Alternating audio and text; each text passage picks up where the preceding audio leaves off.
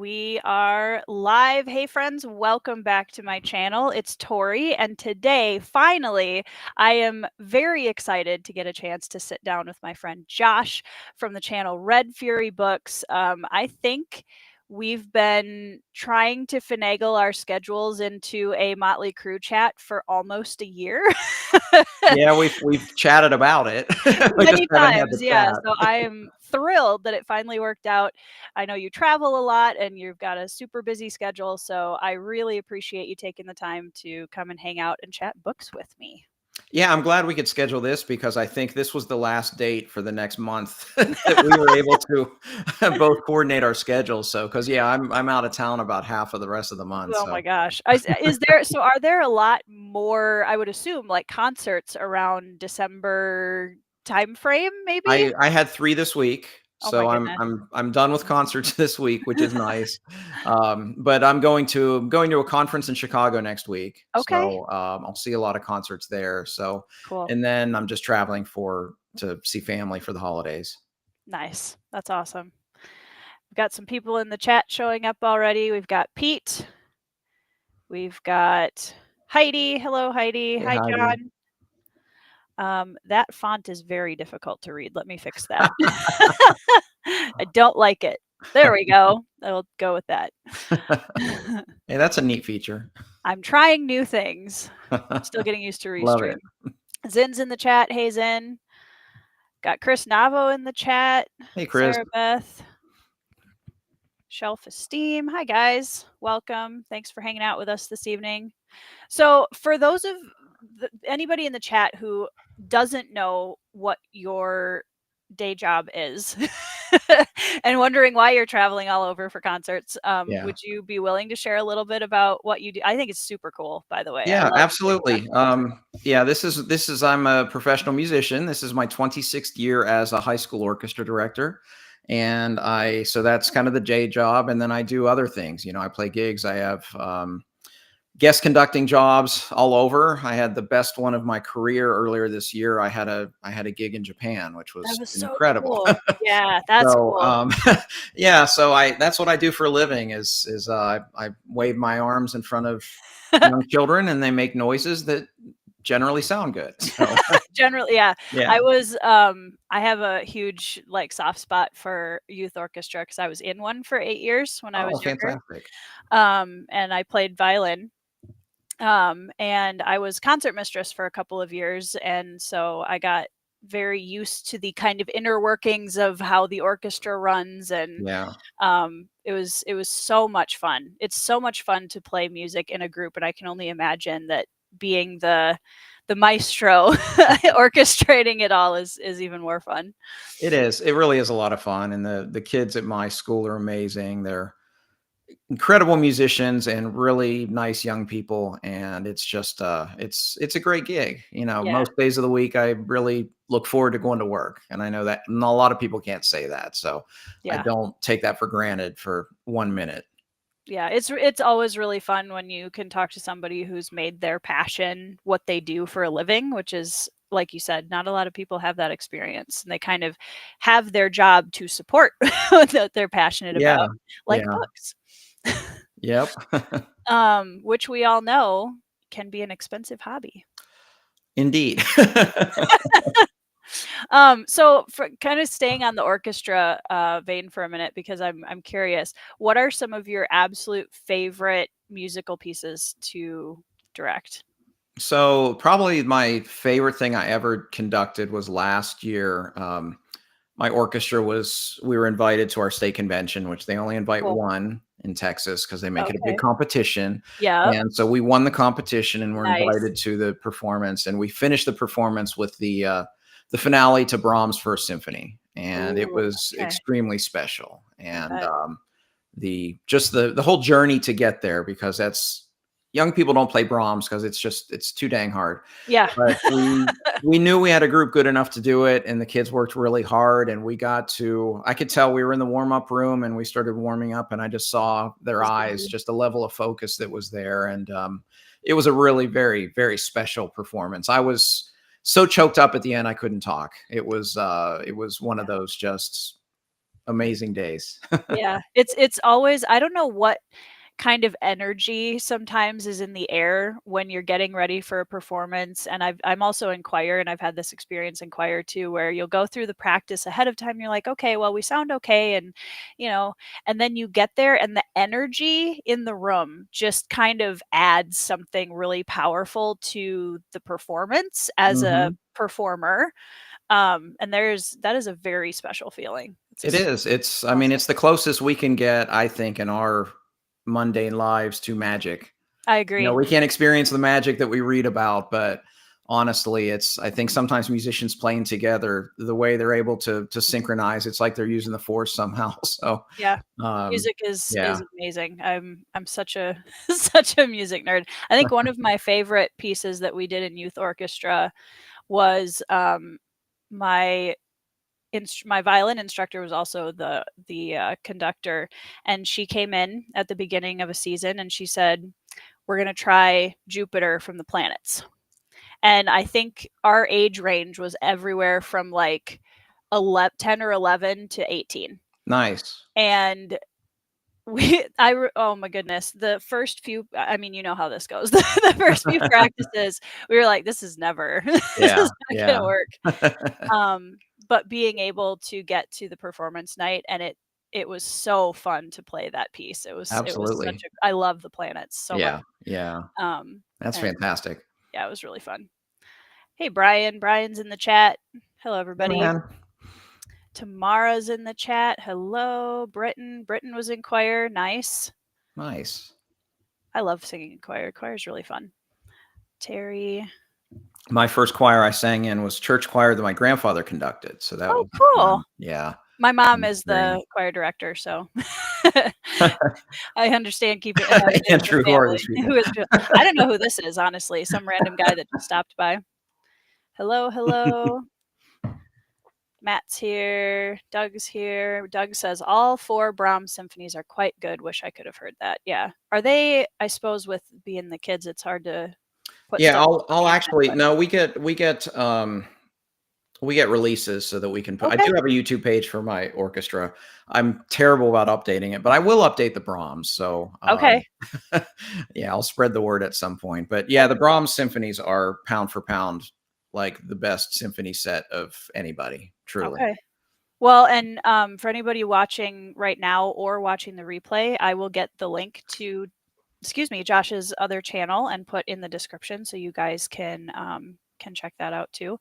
Which reminds me, before we get too far in, to let everybody know, if you aren't subscribed to Josh at Red Fury Books, there's a link in the description box that you should go click because his channel is awesome and you should be subscribed. So Thank you. you're welcome. Um, Shelf Esteem says Jupiter is one of the greatest pieces I ever heard. Always good. It's such a like. Oh, I'm. the yeah. The It's land of hope and glory section, yeah. yep. It's so amazing to me that Holst was able to. I don't know how to describe it other than like the planets are such a vast concept. They're just, Yeah, space in general is so vast and just beyond me. But like I think it's amazing that music, like you said, sounds that are made by a bunch of people together can somehow encapsulate that yeah. vastness. I don't understand how that works, and it's complete magic, Yeah. but it's amazing.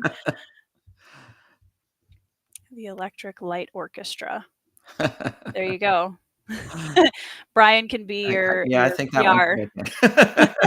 taken. Brian's your PR manager. I agree, Chris, and I would love to hear your take on this too, Josh. Music as as an element in fantasy novels, because I agree. I don't see that very often either. So, didn't Sanderson use it once? I'm Um, blanking. he used color in Yeah. Wordbreaker. Yeah, yeah. I'm trying to remember if That's actually a good point. That should be mused. I mean, I've read it written well in yeah. fantasy novels, which not a lot of I as a musician, I'm very critical. Probably Nick Hill's the same thing in the chat. Mm, It's sometimes when authors don't have the experience of making music, when they try to explain it, they don't do it well. hmm. But luckily, I've read some great depictions. Robin Hobb, Guy Gavriel Kay. I've heard Rothfuss is very good, but I haven't read him yet. I So haven't either. um, But yeah, that's actually a good question. That could be a great magic system for somebody. It would be. I remember reading an indie novel last year called The Way of Renegades, and I'm trying to remember the author's name, Steve Wall, I think. Yep, Steve Wall, who he has a bard character in his book that plays, and there's like a magical element to it. And I remember thinking, wow, this is like I want to see more of this. Yeah, And the way he depicted it was really cool. Have you read Song of the Beast by Carol Berg yet? I've not. Because she has, it was one of my favorite reads from this year. And the main character is a bard Oh, okay. who had a really horrible experience and is trying to kind of re-find the magic of his music. Yeah. And that was a standalone, really fast read, but really, really beautiful story. I really loved that one a lot. Wow. Makes me want to read everything Carol Berg has written. That's when you know you have a good book. Exactly. That Yeah. was I had that experience when I read Legend by David Gemmell. Oh yeah. I love that book, and I So good. literally went to my TBR spreadsheet and typed the other 23 books or whatever he's written, or 30 books. I said, "Yeah, I want to read everything this guy's written." Yeah. Teresa says Arathon in War of Light and Shadow uses music. I'm not surprised that Janny has included music. Yeah. Actually, that I totally believe that. I've not read her series yet, but That'll be my next big one after Malazan, but I'm spreading out Malazan, so yeah. it's gonna be a while. But I'm actually reading her short story collection right now. Oh, nice. This Way Lies Camelot, Okay. and I read short stories between books, like one or two, just to I don't like calling it a Reset. palate cleanser for that, but it does Yeah. kind of just, kind of reset you a little bit. And it's nice Yeah. to read a full thing. It's interesting. I really like the diversity. She has like, there's a few sci-fi stories that are in there that follow same characters. And there's, of course, some really good magical ones in there, but I'm really enjoying it. I'm glad I picked it up because I know I won't get to War of the Light and Shadow very soon. I do have Master of White Storm and Okay. Gallant. Ride Hell's Chasm. I have those Okay. two on the shelf behind me that I'll get to hopefully early next year. Hell's Chasm I read this year and really liked it. I think it's a really good taste test for Janny's, from what I've heard. I haven't read Wars of Light and Shadow either, but people have said that from a writing style perspective, it kind of gives you a good feel for the style that you're going to find in the series. Yeah. Music is a character in Name of the Wind. Oh, Interesting. fantastic. Huh, that's cool. Yeah, Nice. been putting that off because I mean he's not in a hurry to finish, so Yeah, right. I'm not in a hurry to start. Hi, Zamar. Marianne is here. Hello. There was a comment that I wanted to pull, and then of course I got distracted and missed it. Hi, Shad. There are some Gemmell fans in the chat. As there should be. Yeah, I read Legend, I think for actually the readathon that my axe is from 2 years ago. Yeah, yeah. And really loved it. I'm such a sucker for like veteran soldier characters to begin with. Yeah, the thing I said about Legend, I said this is the work of heroic fantasy I didn't know I needed in my life, but I needed it in my life. Yeah, Like all the speeches and everything, it just, there's a little bit of cheese factor, but oh, like for sure. I'm here for it. It was so good. I have mine down here. I've read 4 so far. And I have the fifth one of Draenei. It's Okay. up later this month. So just Nice. kind of spreading those out when I need that Gemmell fix, I pick one up. So yeah, he's fantastic. So Yeah, I good. really so my son just turned 11 a week ago, or 12. He's 12. And we had our movie marathon for all 3 of the extended Lord of the Rings editions. Nice. And it was the most I've been waiting for that day as a parent. Like that was like one of my unicorn days. It was just an awesome experience to watch him experience it for the first time. But I think sometimes we get too into the nitty-gritty realism, because like who doesn't love King Theoden riding along the Rohirrim with his big speech. And is it Yeah. a little cheesy? Yes. Absolutely. Do we absolutely love it and need it in our lives? Yes, also. Yes. Yes. I mean, Bill Pullman in Independence Day. I mean, come Right. on, that's like the cheesiest thing ever, and like everybody cheered in the theater. Mel Gibson and Braveheart. Oh, perfect. Yeah. Yeah. Yeah. We need cheesy motivational speeches in our lives. Love it. Love it. Um, why? Because I don't think I'm mirrored. Am I mirrored? Sorry, Pete.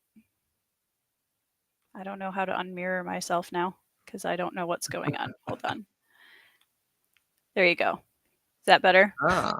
But see, that's Oh, I weird guess because now it's weird for me looking at the yeah, screen. I don't have the glasses on. So yeah, so now you can read the Now books. you can read now I have to remember I'm leaning to the opposite side. That Funny. always is weird in my brain.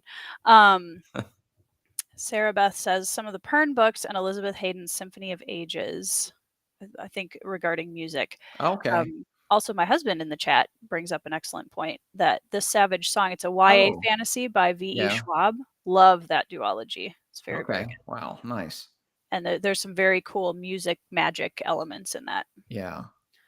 So, um, so the first thing that I wanted to talk about, and there's no way that we're going to get through this conversation without talking about two authors, one of which is Steven Erikson, Yeah. and the other one is GGK. Nice. So starting with Erikson, Yeah. because you've had a roller coaster, is it fair to say, with Malazan? Absolutely. That's the best description of my experience with Yeah. Malazan. Yeah. And it's been really fun to watch because I think it so perfectly illustrates Malazan itself as a experience and why it does and doesn't work for some people. And you had a fantastic I just watched your House of Chains vlog Mm. today, and I'm in the process of rereading and I'm still on Dead House Gates, but you had a quote in here that I absolutely loved at the beginning that said, I know there's a big subset of the Malazan fandom that treats this like it should be your PhD. You should be studying, taking notes, rereading. I just want to enjoy the story. And I absolutely loved that you said that because I feel like so often the Malazan fandom does itself a disservice by, I'll be the first to admit that Malazan is a very detailed and vast story. It is. It's huge. Absolutely. And there's so much there. You could reread it 10 times and get something new out of it every time. But also, I think, you know, such a heavy focus on that really doesn't do a good job of encouraging new readers to just pick it up and enjoy the story. Yeah. So I would love to hear a little bit more about, first of all, how you kind of decided to put it down, how you decided to pick it back up, and you've gone from kind of a like not a great experience to really loving it, 180. which is awesome. Total 180. I mean, I Yeah. am, with the exception of GGK and his works, probably Malazan is like the number 2 series on my brain throughout the Mm, day. yeah. Um, and it was a 180 because people in the chat that don't realize, or if you're watching on replay, I DNF'd the 3rd book, and I hated it. I was not having a good time. But Hmm. it was a time where I was very busy. I had a guest conducting gig that week. I was getting home at like 9:30 at night. I was trying to read Malazan after a 14-hour day. I mentally couldn't read Malazan at the time. I just Yeah. couldn't do it. And I was also, I was part of a read along, so I was taking notes, and I had this, I had the slideshows, the Google The slideshows that wikis. everybody has, and Yep. I would check every chapter, make sure I didn't, and I was not enjoying it. And I DNF'd. And it's the only video on my channel where I ever lost subscribers. And I lost a lot. I lost like 20 Yeah. or 30 because I DNF'd. But I was part of a read along. So I think some of them came there because I was Because on the read sure. along. Read along imploded like right after that. So it wasn't just me. I mean, we've talked about in the fireside before that Malazan's not a great series to do a read along and to set a schedule. No. Yeah, it's a very individual pace for each reader, I think. Yeah, but I wanted to try again because I was initially enjoying it, and the biggest reason I wanted to try again is I loved Dead House Gates. I found it such a moving story. I really Mhm. connected with so many of the characters in that. Yep. And what really blew me away about Dead House Gates is that I don't like military fantasy, Okay. period. And that's a military fantasy book that I love that was like a finalist for my book of the year. So it just Mhm. showed that, okay, this is an author that's very, very good. Yeah. So I wanted to go again. Wanted to give it another shot. So I waited like over a year. It was a year and 3 months, and I read it this Memories of Ice again this summer when I didn't have work. I picked a stretch where I had basically no big distractions, so I could Yep. just sit and read Malazan. But I Yep. also said, okay, I'm not going to take notes this time. I'm not going to consult the wiki or any of those kinds of things. I'm just going to read the book Mhm. and take what Philip Chase's advice was when we started was just don't worry about not picking things up, just roll with it. Right. And I was so glad I did because I love that book. It's going Yeah. to be a contender for my book of the year this year. I mean, I just Awesome. loved it. So then that was back in June or July. And then over Thanksgiving, I picked up House of Chains. I read House of Chains in like 3.5 days. And that thing is Wow. huge. And because I couldn't put it down. I found it so compelling. Yep. A lot of the, we do have some great Malazan readers in the fireside, and just Yeah. talking with a lot of them, they helped me understand, part of the Malazan journey is at some point you kind of get Erickson's rhythm and you Yeah. kind of get Yep. over the hump of the challenge and Yep. you just read. Yeah. And I got over that hump over House of Chains, and I'm just like, now I'm gonna put the one I forget which one it is, Night of Knives. I'm gonna put that one in between or before Yep. I Bone just got Hunter. mine Yeah. too. So I'm gonna do that one, and then I look forward to finishing the series and then do the Esselmont books and all that. So I'm like, total 180. I mean, from DNFing the series and thinking, well, maybe it's just not for me, to just, man, I'm so into it right Yeah. Well, now. and I think House of Chains too is the first book where I saw some I wouldn't say it's not the f I should rephrase that. It's not the first book with payoffs by any means, but it's the first book where I feel like you get some bigger arc payoffs, Yeah. and that there's a couple of arcs in House of Chains that have just lived in my head rent free for over a decade because I Yeah. just mind blown. I mean, and it just makes me so excited for the rest of the series because I'm like, if that was the experience with 4 books, I can't even imagine how I'm gonna feel getting to The Crippled God and having those big full series Yeah. arcs. Because if anyone can pull those off, it'll be it'll be Erickson. Yeah, that's a real good point because we got a little bit of that in Memories of Ice, Yep.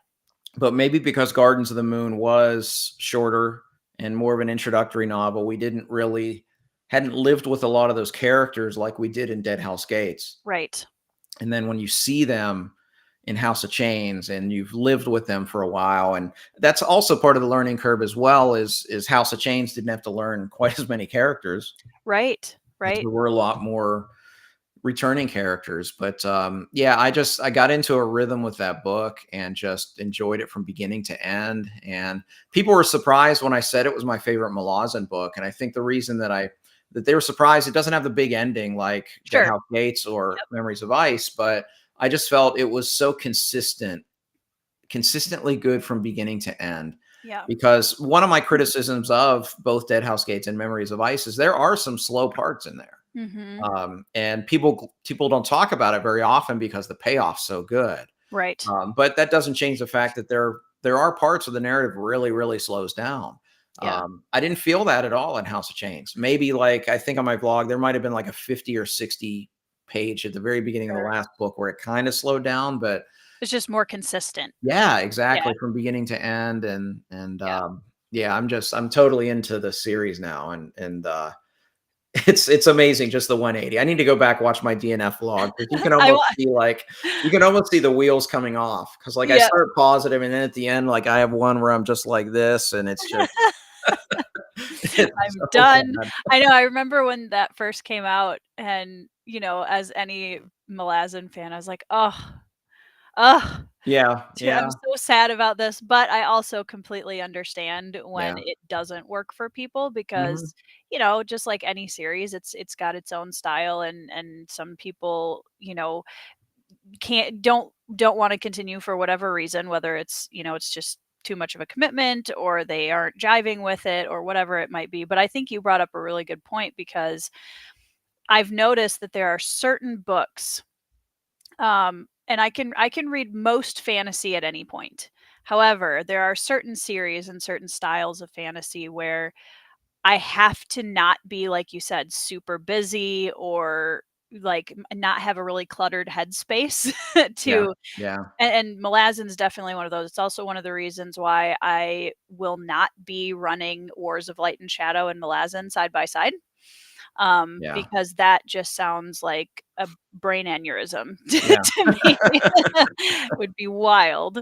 Yeah. Um, I'm Yeah. No, I always, and I learned, I think I probably learned it from my second read when I finally finished Memories of Ice, is that a great book at the wrong time won't be a great book for you. exactly. So a lot of times it's not speaking about the book. It might be speaking about where you are and where your headspace is to be able to read whatever it is. And Malazan is, as much as I love it right now, it is more challenging than other things. I'm It still is. going to spread it out. I'm Yep. still going to schedule it times that I don't have a lot going on, Mhm. because that's worked very well for the last two books. So I'm keeping that up. So I won't be Right. getting to Midnight Tides till March, but it also gives me a few months to get really excited for it too. So It that's a also nice gives me a few byproduct. months to catch up with you. There we go. Because we're kind of, I mean, I'm rereading the first 4 books, Yeah. and then Midnight Tides, which I'm very excited about, will be my first new Malazan book, Oh, fantastic. which I'm so psyched about, because I think at the time, Midnight Tides is a time jump in the opposite direction. Yeah. Yeah. And I at the time I tried to read it, I was so taken off, just completely taken off guard by it, and just couldn't get my footing in it. And I was also like 22 and I was like trying to manage this giant Yeah. series in my head. um and so now, having my expectations set in the right place and going back and I'm so excited to get to Yeah. Midnight Tides Yeah. and have new Malazan content to talk about. It's going to be great. Absolutely. So, and I also, like you, I just bought my copy of Night of Knives to read in between, Nice. which will be my first Eslamont read. And I'm really looking forward to that. But I'll have to send you some thoughts about House of Chains, because I'm very curious to know some of your more spoilery Oh, thoughts yeah, for sure. um, on that. So one of the things you mentioned also in your House of Chains vlog that I liked is the way that Erickson, and I think fantasy is really good for this in general, because it gives us multiple perspectives most of the time. So you're seeing all of these events and things from multiple angles. But your comment about how there's good guys on both sides in Yeah. Malazan, and you get to these battles and like you didn't know who to root for, because you like these characters and you like these characters, and now they're, across from each other.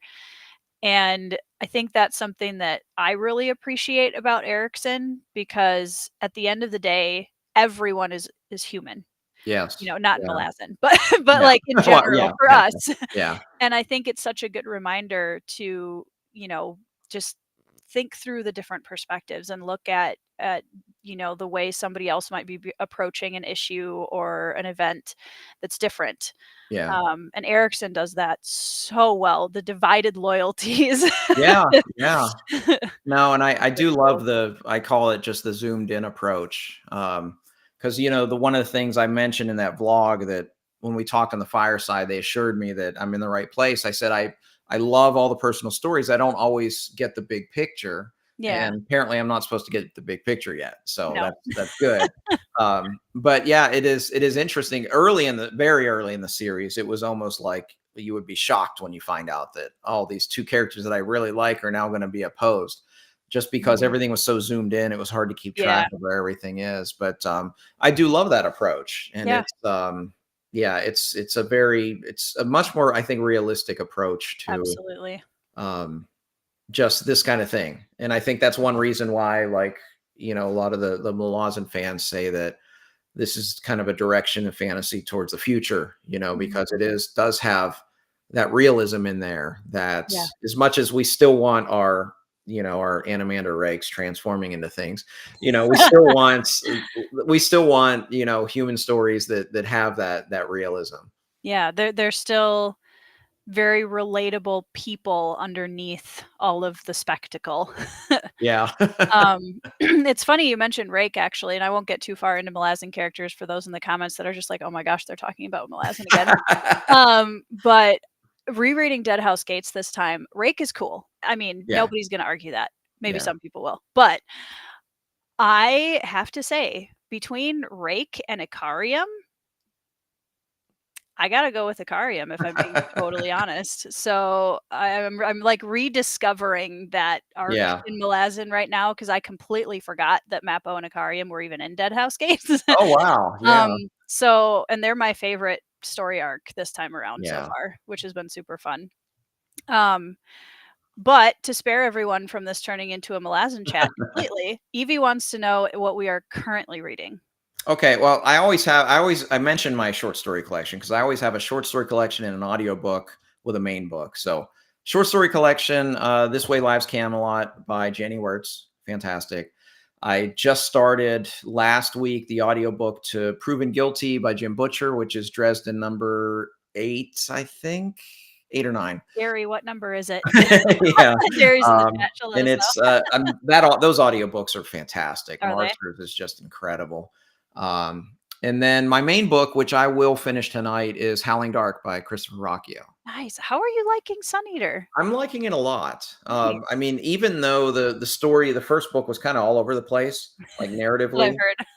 I still liked it. It just the writing flows. I mean, Hadrian can be very melodramatic, but at least he's aware that he's melodramatic. But no, I'm liking it. I really like the universe building elements so far, Cool. and yeah, it's a fun read. So it's the second book's taken me a lot longer just because work's been so busy. I mean, like Sure. 3 concerts the last 3 nights. So, Yeah. but yeah, I'll finish it tonight. I think I have 70 or 80 pages left, and I things feel got like really interesting about 50 pages ago. So I feel like if you're reading an epic, whether it's sci-fi, fantasy, whatever, and the main character isn't a little melodramatic, like, I feel like that's kind yeah, of a part of the job description. yeah, yeah.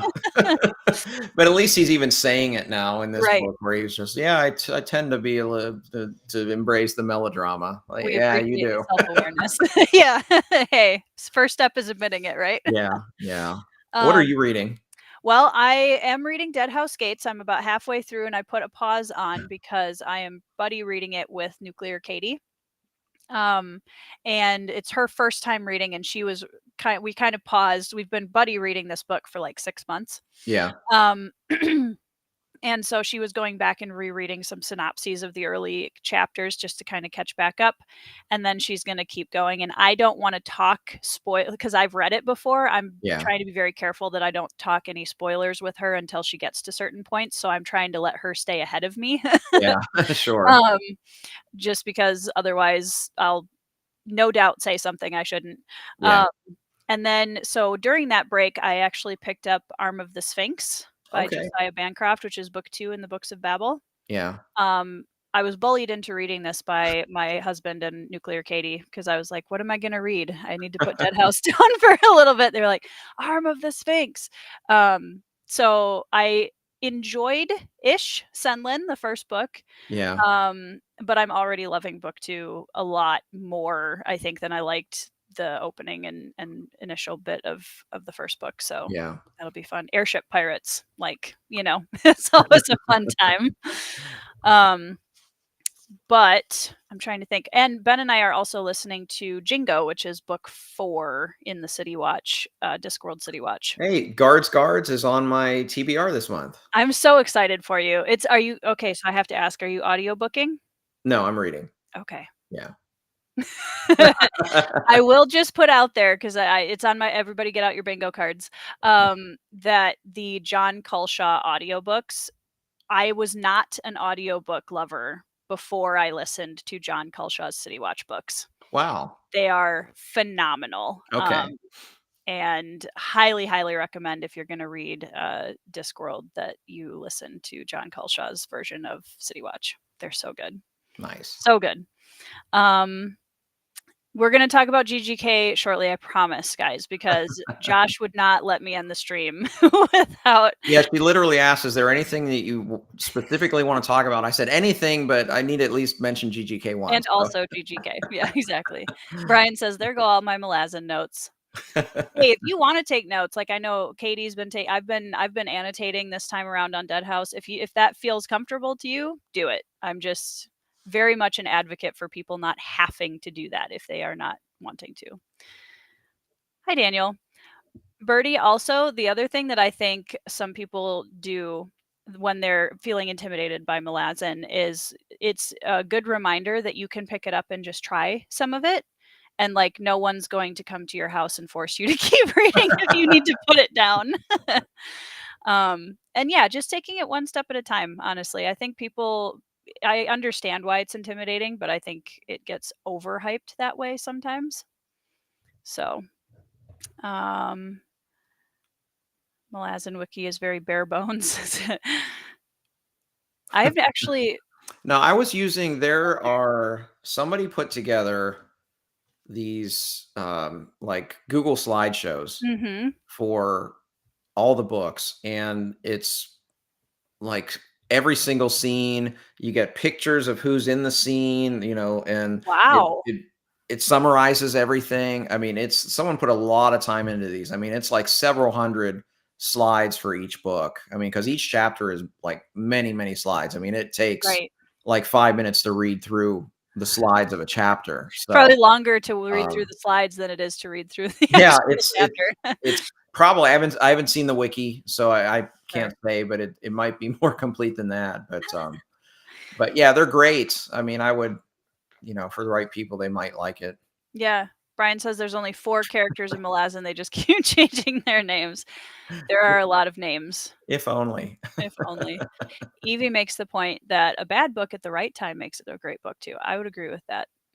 Yeah, I could see Yeah. that. That it just speaks to a certain thing that you're going through, or Yep. yep, Yep. I get that. Hey, Derry. Um, Capricious Fox says, so you're not doing a talking story, reading Malazan, Wars of Light and Shadow, and so I don't. John is a He's a crazy human. he's a machine. I don't know how he's going to do. If he actually does it, he will have my respect. Like, not that he doesn't already, but for Yeah, that specific. Malazan and Wars of Light and Shadow, that seems like Oof. that seems tough. Sun Eater at least is a different genre. Sure. And Yeah. I don't feel Sun Eaters dense. I mean, they're thick. Good. Yeah. So I I don't was think they're wondering about dense that. like Erickson. So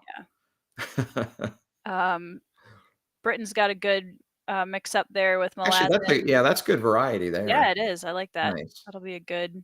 So Heidi wants to know, Josh, is Malazan harder to read than Nicholas Nickleby?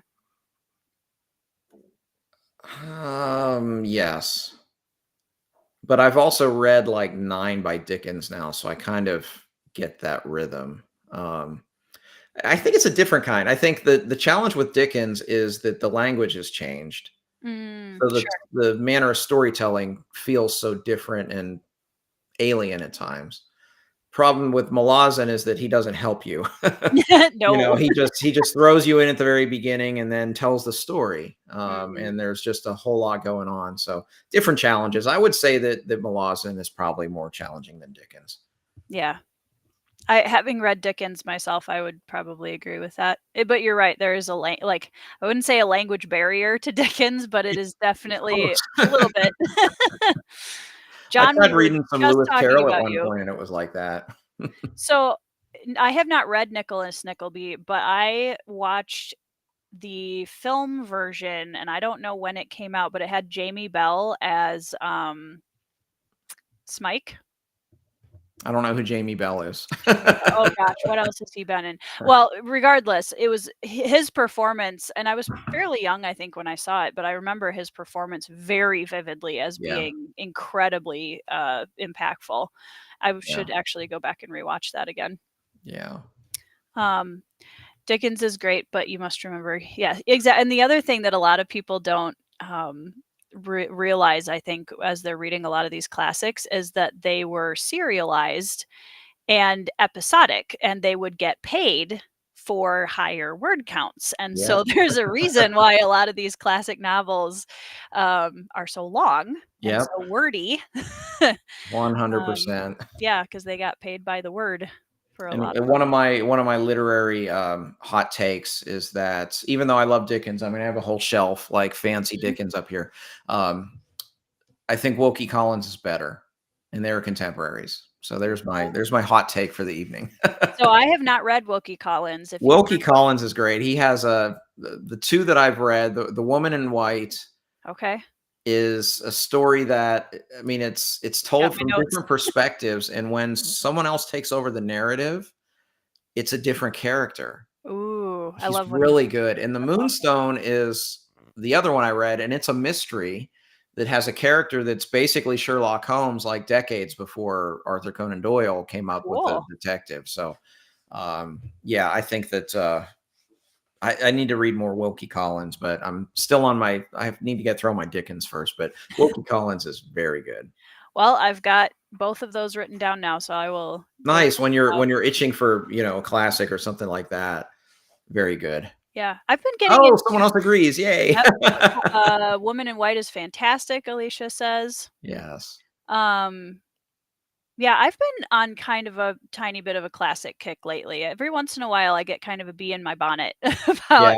I want to pick up a classic, and especially since because I was homeschooled, my reading and literature journey through school didn't include a lot of the normal books that a lot of people read Oh, yeah. during their school years. And so, like, I read Lord of the Flies for the first time this year, and I've read The Outsiders for the first time this last couple of years. Um, and that's been really fun to kind of catch up on some of the books that most people read way back in their Yeah. reading journey. Yeah. Um, we got another Jamie Bell fan in the audience. Awesome. He was so good in that film.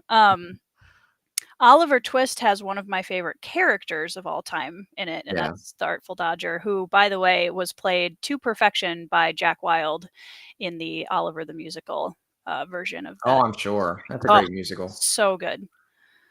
Um, let's see. I had some comments up here about it's true, Derry. We put a lot of that pressure on ourselves. Mhm. Anita, you're a We do. special case. I feel like you're the exception to the rule.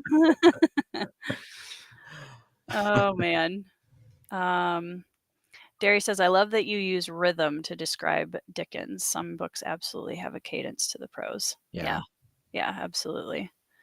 Um, you had mentioned in your classics. So first of all, I have a bone to pick with you because Uh-oh. because I got you on here just so I could say this. Just kidding.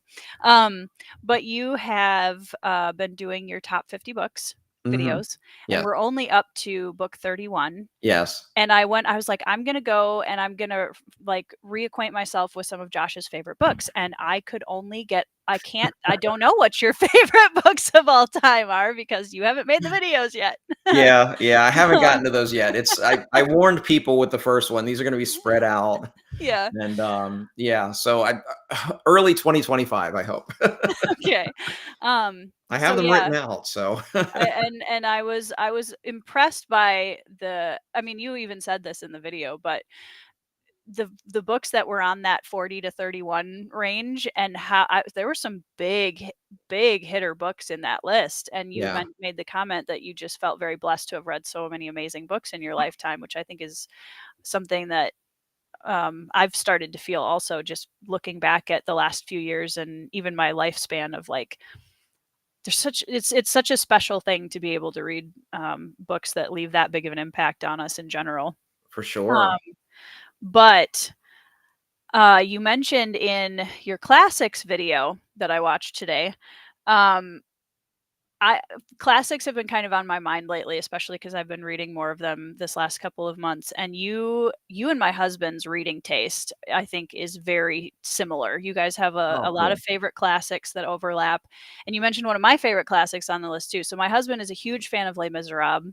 Mhm. That is one of the topics that we actually bonded over when we first Wow. started Yeah. dating. Was he loved that story in high school and made me watch the 10th anniversary stage version of it. Oh, you need to check Um, out the 25th I anniversary have one. also seen that one. Yeah, Okay. I've seen both. I promise I've Okay. seen both. Um, and just he's always been a huge fan of that, and also Tale of Two Cities. Yes. He's a big fan of that, and that one I've also read. And you also mentioned Jane Eyre, which is one of my favorite classics. Yeah.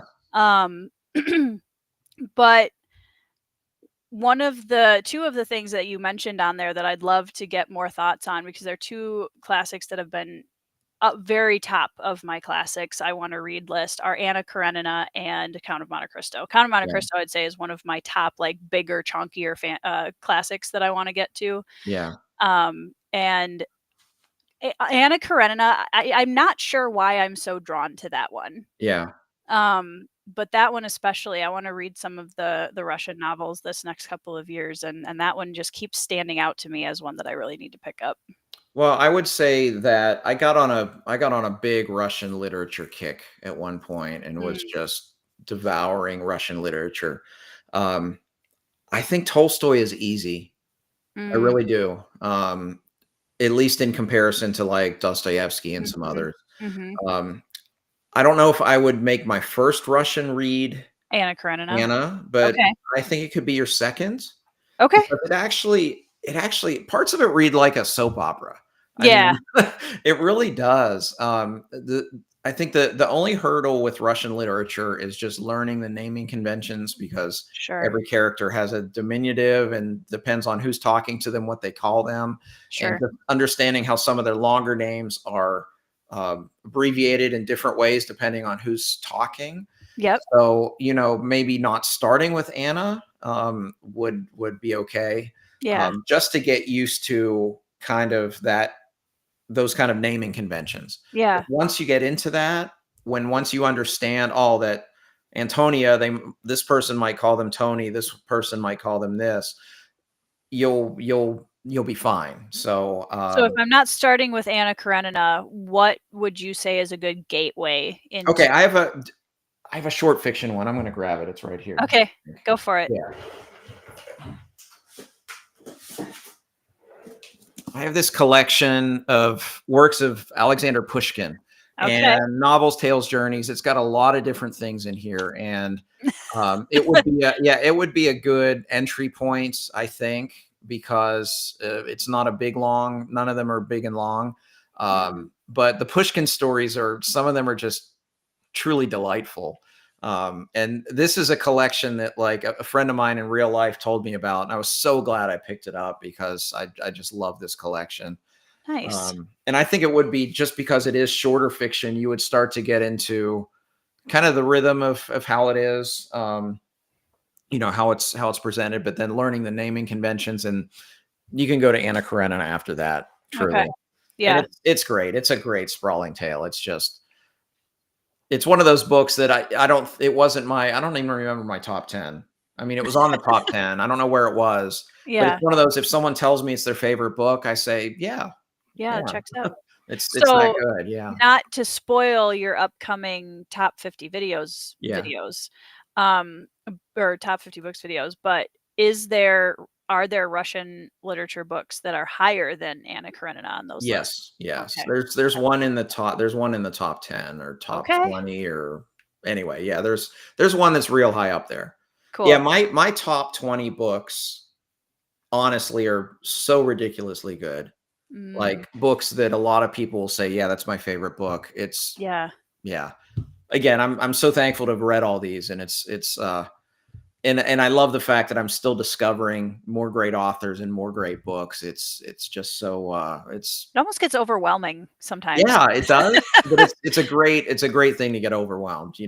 Oh, and like when I read Lines of Al-Rasan, first GGK book. Well, there's 14 more books by him I have to read now. Right? Oh, well. I know, I felt like that when I read Long Price Quartet, bingo cards, everybody, when I read Long Price, and just after I finished the first book in that quartet, I went out and bought every other book that Daniel Abraham had written, Wow. and also 2 of the Expanse novels, because I was like, this man is a writer. Like, it's Yeah. so there's so many good books, there's so many Yeah. good books, and then every once in a while you come across a book where you just have to take a step back and go, okay, this is going to be a special experience. Yeah. Like, this is a whole different level of storytelling craft. Well, The that's great. John and I are buddy reading that like middle of Okay, next year. So nice. yeah. Can't wait. I know Yeah, Alan's been yelling about it for years. So yeah. Oh, you guys, I think you guys are really gonna like it. yeah. It's so good. It's one of the After I read Malazan, I had to kind of set that in its own mental box, because I I cannot compare things to Malazan. I can't do it because it's Yeah. unfair to everything else. And not to say that there aren't amazing fantasy books that are just as good in their own category. But Malazan is just such its own league experience for me, at least. Yeah. Um, and it was interesting because um, when I read Long Price Quartet, after I finished the first book, I was like, I feel like this is one of the first series I've read since Malazan that's giving me that kind of a flavor again. Wow. So I'm very excited for you guys to read that. And they're short books. I mean, They all four of are them are like one Malazan book. Oh, yeah, it's like 1,000 pages for 4 books. It's great. Yeah. And he packs so much into those books. Yeah. Um, I'm a big fan of stories that showcase decisions and events and the consequences of events over a lifetime of experience. One of the reasons I loved Greenbone Saga by Fonda Lee, and he does that in Long Price Quartet too. And it's so cool to really sit with the characters through an entire lifetime like that. Yeah. Um, the only Russian lit, going back to that briefly, that I read Notes from Underground by Dostoevsky. Yeah. I haven't read that one yet. That's on the list. It was an interesting read. Yeah, I found it interesting. It's definitely a different style than anything I'd ever read before. And then this year, my college friends and Ben and I have a book club that we do. We get together like 3, 4 times a year, and each Oh, of us, cool. switches off and picks out something. And one of our friends had chosen a day in the life of Ivan Denisovich by Alexander Solzhenitsyn, Wow. I don't know that one. and it's a it's the story of a young man who was in a prison camp and went and stuff, and not a young man. I'm getting it mixed up with Elie Wiesel. A young man who was in the prison camps, and it was so confusing.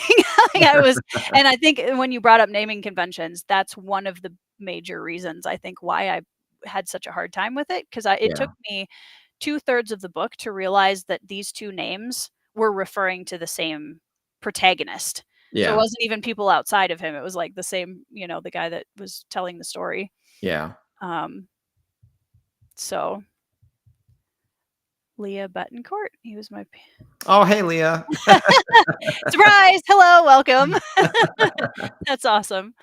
Um, Heidi says, "Did you know?" So we mentioned him now. So everybody get your Josh bingo cards out, because we're going to talk about Right. GK. um, so you read Lions of Alrasan, which is probably going to be my first GGK read, I That would was my guess. first. That's a perfect entry point. Yeah. So how many have you read now of his? I've read 9. Already? Yeah. Wow.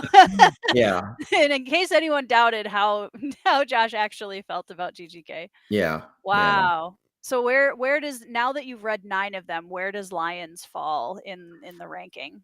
It's S tier, Okay. but I think like 5 of the 9 are S tier, obviously. Honestly, he is just so remarkably good. Mm. Um, one thing I mentioned on my wrap up last week or the week before, whenever that was, because I think I finally understand what it is about that author that speaks to me. Is he has such a strong narrative voice that it adds a gravitas to the story that nobody else has, honestly. Yeah. That when I'm reading his books, I feel like I'm reading something important. When I'm reading Mm, somebody else's books, I'm reading a good story or even a great story or an incredible story. But when I'm reading Kay, I feel like what I'm reading is of the utmost importance that I read it. right. And all 9 of his books have that strong narrative voice, and that's what I love about it. Yeah. And he tells these stories that are often big implications, but he tells it in a very personal, intimate way with Love that. characters that are just very real and often representative of different groups, but they're often on the periphery. So you Mhm. don't get a typical fantasy story that's about the hero. You get the guy that's next to the hero, Right. and that's your main protagonist. It's such a different approach, and Yeah. frankly, I think it's better. We do It's love heroes, but it's so I good. agree. Yeah, yeah, we certainly do. I mean, and I'll not stop reading those kinds of stories, Sure. but with Kay, it just feels like his books are more important than everybody else's to me right now. So, That's awesome. that's why I'm enjoying it so much. Yeah, we talked about that a little bit ago when we were talking about the special feeling of getting to, like, those books that just hit differently, Yeah. and when it connects with an author and you read multiple books by that author and Mhm. I felt like that when I discovered Terry Pratchett this year, Yeah. and, 'cause I had really kind of, you know, I was a little worried about Discworld, if I'm being totally honest, because Sure, I am too. Yeah. I don't humor is very It's tough to write it's humor. it's so much Yeah. easier to write drama than humor. It just is, like, from my Yeah. perspective Oh, anyway. for sure. Yeah, well, you Um, know. well, I try to dabble in the comedy every great once in a while in my books because 'cause I'm like, I don't wanna fall on my face. Um, but the thing with Pratchett that it was kinda the same thing where I got through Men at Arms, which is book 2 in the City Watch. Guards I really enjoyed, but Men at Arms was the book where I realized I was reading a new favorite author for the first time. I heard Um, somebody else say that oh, recently too. so good. It's That's so that's good. good to know. So even if I'm not 100% bought in with Yep. Guards, at least to do another one. Well, and his characters, like, clearly, Motley Crew is is a big deal for me, and Sure. that's, like, my favorite one of my favorite fantasy conventions of all time, and I don't he's if not the top one of the top authors for me ever writing Motley Crue. Like, they're just so good, and the characters are so alive. They're Yeah. so funny, and his the intelligence with which he wields the humor in his stories is really it makes me sit down and wanna be a better writer, Yeah, you wow. know? So, Yeah. I'm excited for you to try Pratchett and see what you think 'cause, yeah, the characters are just so vibrant. They're Yeah. so good. They're so good. I've laughed out loud so many times in Pratchett novels. Nice. Nobody makes me laugh like Pratchett. Do you like British humor in general? I do. So Yeah. I think you'll be fine because that's where Yeah. I see sometimes the disconnect for people is if they're not used to or don't Oh, enjoy British humor, it yeah. might be a little bit less of a instant grab. Um, but yeah, it's like watching a fantasy novel combined with all of the conventions and tropes because you can tell that Pratchett loves it, and then throw in like a Monty Python sketch vibe. And it's great. It's so good. Nice. Um, so with GGK, Lions of El Rasan is a good gateway. What Yeah. are some of the other from the 9 that you've read that you would say would be a good, like, entry point for people to try his work? Jake Bishop's better at this answer than me, but, Lions, I think Song for Our Bond, that's my favorite, Is and it? Okay. part of it is the musical connections Sure, sure, sure, really sure. spoke to me. Um, yeah, I adore that book. That will be very high on my top 50. Love it. Um, I think Under Heaven is another one you could start with. Okay.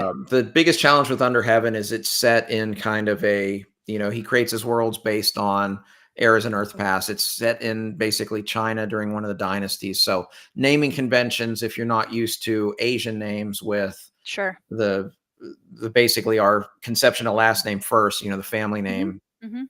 first instead of last, Right. it can be confusing for readers. I saw people talk about that, but that's another one that That one more, actually really makes me more excited hearing you say that, because 'cause I'm a yeah, huge fan of Asian history and historical fiction. I'm a big K-drama fan, yeah. so, yeah, I think that would be It's really good. We talked, I don't know where we talked last, whether it was it was probably Joanna's channel when we did Sarantine Mosaic, and we were talking about K in our books. And Bridger said that he thinks right now that might be his favorite, having okay. reflected after rereading them. And I mean, it's S tier as well. It's incredible. Yeah. I have, I don't have Lions of Alrasan yet, but I wanna get it pretty soon. I do have his, Sarantine Mosaic, Hmm. uh, I think it's Sailing to Sarantium is the Yeah, first that's one? the first Yeah, one. Yeah. I have that one. Yeah, I Um, wouldn't start with that one. I don't think that's the best one to start. I m'kay, think Lions is definitely a better. Okay. better entry point. Speaking of GGK, we said his name and Joanna arrived. Hey, Joanna. Heidi is also a big fan of Lions of Alrasan, Yeah. has read 6 of his She's books. right, his prose, chef's kiss, Yeah, absolutely. I've heard a lot of people talk about his prose. I've heard also that he's a very atmospheric, He writer. he does it all, honestly. It's like when people ask me about, Yeah, Malazan and they're like, "So why do you," and I'm like, yeah, I mean, is it the characters? Is it the yeah, world building? Is it the yes. yeah, Yep. but I think Lyons has his best character work.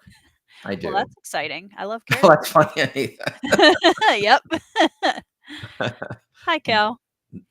Um, Hop says, "Humor that doesn't land can quickly ruin." I totally agree with that. Humor can ruin a book way faster than a lot of other things for me. Yeah, for sure. Speaking of your favorite authors, I know Dennis Lehane is another one that you talk about quite frequently. I've never read a book by Dennis Lehane. The only experience I've ever had with his storytelling is watching Shutter Island, Yeah. which I will never watch again, not because it wasn't really good, but I Yeah, can't handle suspense. yeah, yeah. So I was And like, "No." that was a great adaptation Was of that it? book. It Okay. really was. Yeah, it was a Well, very well done film. coincidentally, on my channel on Sunday, I have a video about Dennis Lehane, Oh, and I awesome. called it "Can Okay. Crime Fiction Be Literary?" And Okay. it's easily Yep. the most time I've put into a video. My channel, most of the time, it's literally like from I just set up the camera, I make sure the lights look good, I hit play, I talk for about 20 minutes, I do very little editing, and then I upload it. And Yeah. that's just the kind of style I want for the channel. I just want it to be Yeah. conversational, like, Yep. hey, we're talking about books. Yeah. Well, this one is a very different video for me. It's 100% scripted. It's the first time I have Wow. a different camera angle. First time I use an external microphone. Try to use a teleprompter, sometimes successfully. I have a lot of graphics in there. I mean, it's easily I probably spent at least 10 times the amount Wow. of time into a video that I've put into anything for this Lahane video. So I hope people would want to watch it because Yeah, please go check it out. he is again, it's titled "Can Crime Fiction Be Literary?" I think he transcends the genre. And remind me, Um, that came out on Sunday or it's coming out it's on coming Sunday? out this Coming Sunday. out this Sunday. Yeah. Okay. So everybody go So subscribe to Josh's channel so you get the and put on your notifications so you get it. yeah, and he's a really great author, and I see a lot of, especially in Goodreads when I go through and see what other people are talking about, I see a lot of authors talk about Lahane because I think, it's one of those like authors you understand the craft. So Yeah. when you see somebody Yeah. that can do it really well, you're appreciative. It's That's another oh, reason why yeah. you'll like GGK. Yeah. You'll appreciate how good he is. But Lahane's the same. He's not maybe as consistent as like Michael Connolly's another fan, a big fan of his in crime fiction. But Lahane's heights are higher than anybody in the genre, and he sometimes branches out. He has some historical fiction in there, and he's a remarkable author for sure. So, hey, So, if any of you want to see more about Lahane, it's on the channel Sunday morning. yes, go check it out. So, should I wait and watch the video, or would you give me a Oh, recommendation I can do for that. me Yeah. So, personally? What do you like from what you know of what I enjoy reading? What would be a good Lahane to start with? so I would give you one actually that I didn't recommend for people as a starting point Okay. because I think I know your tastes and you're going to love the one thing I do in the video is I break down the spectrum of literary to straight thriller. Love that. I Nice. would I Okay. would give you one on the very literary side, and I would give you probably my favorite, which is The Given Day. Okay. And it's his only book that is 100% historical fiction and not crime Ooh. fiction. So I I don't love historical recommend fiction. it to most people because it's not really representative of what he normally does, Sure. but I think it's his best book. And Okay. it's just storytelling tour de force and it talks about a lot of the things one of the things I really like about Lahane is it's crime fiction, but he examines crime from a societal lens and Okay. how oftentimes the society is as guilty as the perpetrators of the crime. And Mm, here you see there's a lot of like social because it's set in 1918. It's a lot of social and national upheavals going on. And what's even more remarkable is in 2024, a lot of these same kind of a themes are resurgent. happening in America. Yeah. So it's actually kind of a timely novel, even though he wrote it like 10 or 15 years ago. It's weird how many of those keep cropping back Right? up. It's Yeah. amazing. But yeah, Lahane's fantastic. And I think for you, I would recommend that Okay. day. Yeah. Well, I love that is one thing that we've connected on a few times is our love for historical fiction and specifically, Civil War era, Yes. fiction Yeah. historical fiction. Um, and I got really this is gonna be a super nerd thing that, like, nobody in the comments is probably gonna relate to, but I got really excited when I saw that you were reading, Shelby Foote's, I don't know if you guys okay, so I'm pointing right here. Shelby Foote's 3 Yep. trilogy up there about his historical record of the different steps of the Civil War. And I had seen you were reading the first one, and I got really excited because Yeah. I grew up in my grandfather's a Civil War historian, and nobody ever has a clue what I'm talking about when Yeah. I talk about these kind of books. And I would love to know, on a side note, some of your top recs for any kind of Civil War era fiction or historical fiction in general, but specifically, I think Civil War era fiction is a passion point for both of us. Yeah. Well, I think we have the same favorite in the Killer Angels. Yeah, Michael I mean, Shara. that the scene where you hear was it Longstreet yell fix bayonets, like I felt like I was there. Mm, It's a Pulitzer Prize winning novel that okay, is a retelling of Gettysburg. So nice. those are people in the chat that haven't read it. The Killer Yeah. Angels by Michael Oh, Shara is just it's incredible. my favorite part of that book is the story of and my, ancestor fought with the 1st Minnesota, and so I'm very tied to with the book, Jeff Shara wrote called The Last Full Measure actually mentions my triple great grandfather multiple Oh times, wow, that's which neat. is so cool. And he fought through most of the Civil War, and he was in, like, Pickett's Charge and Gettysburg and the whole 9 yards. Um, but aside from them, there's a story in Killer Angels about the 20th Maine, Mhm. which was a group that was in an area of Gettysburg where they were defending this kind of little rise. And they had run out of ammunition and had to do a bayonet charge. And the way that Michael Shara writes that section is one of the most hard in your throat, edge of your seat moments I've ever read in fiction. It's Yes. so well done. Ugh, it was It so is. good. It's remarkable. That was one of the best books I read that year, Yeah, and it's excellent. yeah, so good. You know, another Civil War recommendation is people don't know, but Bernard Cornwell started a Civil War series. He wrote Really? 4 books. Okay. I have them. First one's called Rebel, and I mean, Cornwell is fantastic. If you like adventure, action adventure type stories, he's the best. He stopped writing them because he realized that his these Civil War books, Starbuck Chronicles is what they're called. Mm, Those and the Sharp books were so similar. He said I need to just continue on, and he's just written like sharps. his 30th Sharp book or something like that. Yeah. I wish he'd continued. So there's four. It doesn't tell the full story of this Starbuck character, but they're very good if you like kind of the action adventure side of Okay. Civil War. Doug That's an author I apparently is love. familiar So, with those as well. I hadn't oh heard yeah, that. nice. Yeah. Yep, yep, Um, yeah. They Zim were good. It was a shame. Yeah, but I mean, I can understand from a writing perspective how it would be really hard not to write the same series in different time Yeah, periods, maybe if yeah. you're concurrently. And that's what he said it felt like, and I think he felt that he knew more about the Sharp stories and the historical events there, and decided to continue there. But Yeah.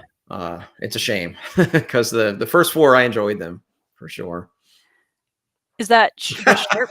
No, that's the Civil War inspired Firefly. Oh, But we're yes. not we're not supposed to dwell upon that too much. Yeah. Hop wants to know if you'd wanna share, I'm assuming, a kind of minority or unpopular, I think unpopular is a weird word to use, but, like, Yeah. do you have any fantasy opinions that you feel like you're really in the minority about? I don't think the Witcher novels are very good at all. Thank you.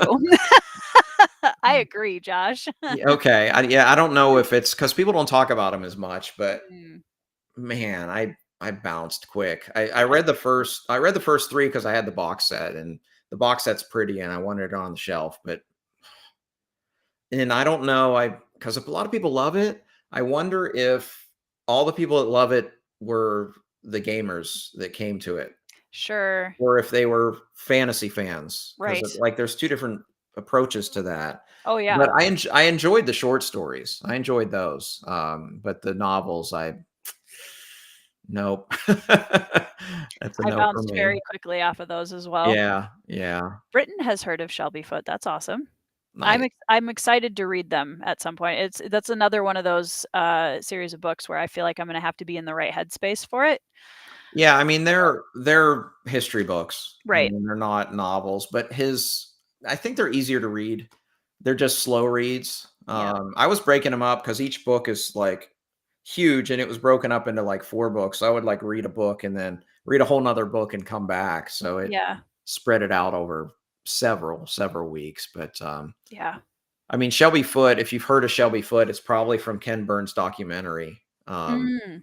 because he was on that, and he had just the best stories, and his Mississippi drawl just really added to it, so Yeah.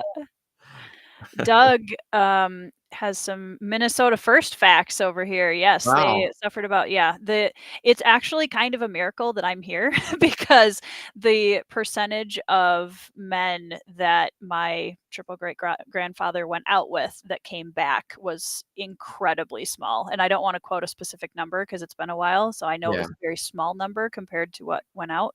yeah, Um, but it was something crazy like 1,000 men left and only less than 200 came back. wow, And they were known as one of the very, very brave units in the Civil War because they were always in the thick of everything and yeah. never No, walked back. but also even just, reading about it, the casualty toll Oh, is, it's it's just beyond comprehension. yeah, you really can't. It's Yeah. it's, yeah. Have you been out to any of the battlefields? I have actually. Fun fact. Here's some good Josh trivia. When I was in graduate school, I went to the University of Kentucky in Lexington, and I played a gig that I had is I played in the Saxton's Cornet Band, which was a Okay. Civil War reenactment band. Cool. So we would don the uniforms. We played instruments from the 1860s and marched in shoes that were made Oh, in man. the with the same Those are materials hot back then, uniforms and too. yeah, it was really a lot of fun, and we had like 3 different uniforms basically on who hired us. We had a blue one, we had a gray one, and then we had a red one, which was like the town band, like Sure, if we were playing a concert or something, a town sure. band would have them, and, it was a lot of fun. Actually, the band before I was with the band, one of the bands in Gettysburg, the movie. Okay. And it was a really fun gig the 2 years I got to play with them. That's So awesome. yeah, and some of those reenactments, I mean, those people go for it. And like one of the reenactments, we had a script where like the first skirmish, one of our horn players had to get killed and get carried off, and it was, Yeah. I mean, it was they take it seriously, and like there were times it was pretty neat where you would just be like sitting under a tree and you look around and you couldn't see cars, you couldn't see anything, and you can almost like take yourself Feel it. back and Yeah. feel like you were there. It was a cool experience. That is really cool. I've gotten to see some reenactments, in the past because 'cause I've done events and whatnot, out at history centers and stuff, but Gettysburg was really amazing because we went, to the ranger desk and we explained who we were and it said, Hmm. my ancestor's name and what unit he was in. And they actually sent us out on a private tour of Gettysburg where the guide Wow. actually took us through my great grandfather's specific journey through Gettysburg across the field, which Wow. was really just like such an incredible and surreal experience to be able to walk, where he would have been. And um, that one was definitely a very core memory for me, and also, um, walking the sunken road at Antietam was one of the more Wow. surreal experiences that I've had because Yeah. that was for those of you that don't know in the chat, is one of the highest, casualty counts in a single day or was the highest casualty count in a single day in the entire Civil War. Um, and the sunken road is just it's not very big now, but it was a Yeah. huge ditch that just piled very Yeah. quickly. And it was almost supernatural, the eeriness of it. Mm. And just yeah, it's a very, very kind of sacred feeling Yeah. place to Yeah. be. That would be really fun, Doug, to do a horseback tour. That would be very cool. Oh, neat. I agree. Antietam is very very Mm. well Yeah. preserved. More preserved. Yeah. Mhm. So let's see. There was a question, I think. Did I miss a question? I don't want to miss a question. I see a lot of Firefly chat, which is awesome. If you haven't Shiny. watched Firefly, please do, everyone. It's the best. Yeah, somebody I recommended it to somebody recently, and and they were like, "It was so good, I watched it twice." Like, well, yeah, I watch it every year too, so I've seen Mhm. it many times. Yeah. Firefly's so good. We could talk about that for an hour. Yeah. Um, so one of the things that I wanted to ask you, because I really appreciate that's what I was trying to say, not very eloquently, Britton, thank you. Yeah. Um, it was very profound, Derry, and so for a tiny bit, and I've told Josh this, but my family actually had about 200 letters that my triple great grandfather wrote home during the war. Wow. So I've actually gotten to read his experience through the Civil War, which is just such a Wow. special thing. And what's cool about it is it made me smile because he was quite a character, and was a writer. Like, his letters were very you could tell that he took pride in how he would describe things and the way that he would write, and it made me feel really happy because as Yeah. a writer myself, knowing that that's, like, Wow, kind yeah. of been a thing through my family, um, was pretty cool. But there's one phrase in I can't remember if that was in Last Full Measure or not, or if in one of the letters, but the men in his group had all set up for the night and they're all sleeping in the muck in the mud, and it's horrible weather, and it's the commander that's of the group that's talking, and yep, all the men are in the muck in their bedrolls except for Edward Bassett, who's fashioned himself a hammock in the trees. And I was like, Oh, that's amazing. it's so cool, like, I that's just like what a cool bit of That's ancestry. really cool. um so yeah, I love that. So Wow. I love getting to talk about that because that's a very niche Yeah. area of Yeah. booktube. But I was gonna ask you because we've kind of been talking about, thrillers and historical fiction and classics. For you, what's the appeal of reading widely? Because we're on fantasy booktube most of the time. That's Yeah, kind of sure. the focus, but you talk about so many different genres and so many different authors, which I love. I love channels that have more diversity that way. Um, but yeah, what for you, what's the appeal of picking up different genres and not kind of staying in one lane? Well, there's kind of two things. One, I have never experienced a book slump ever. Nice. Yeah.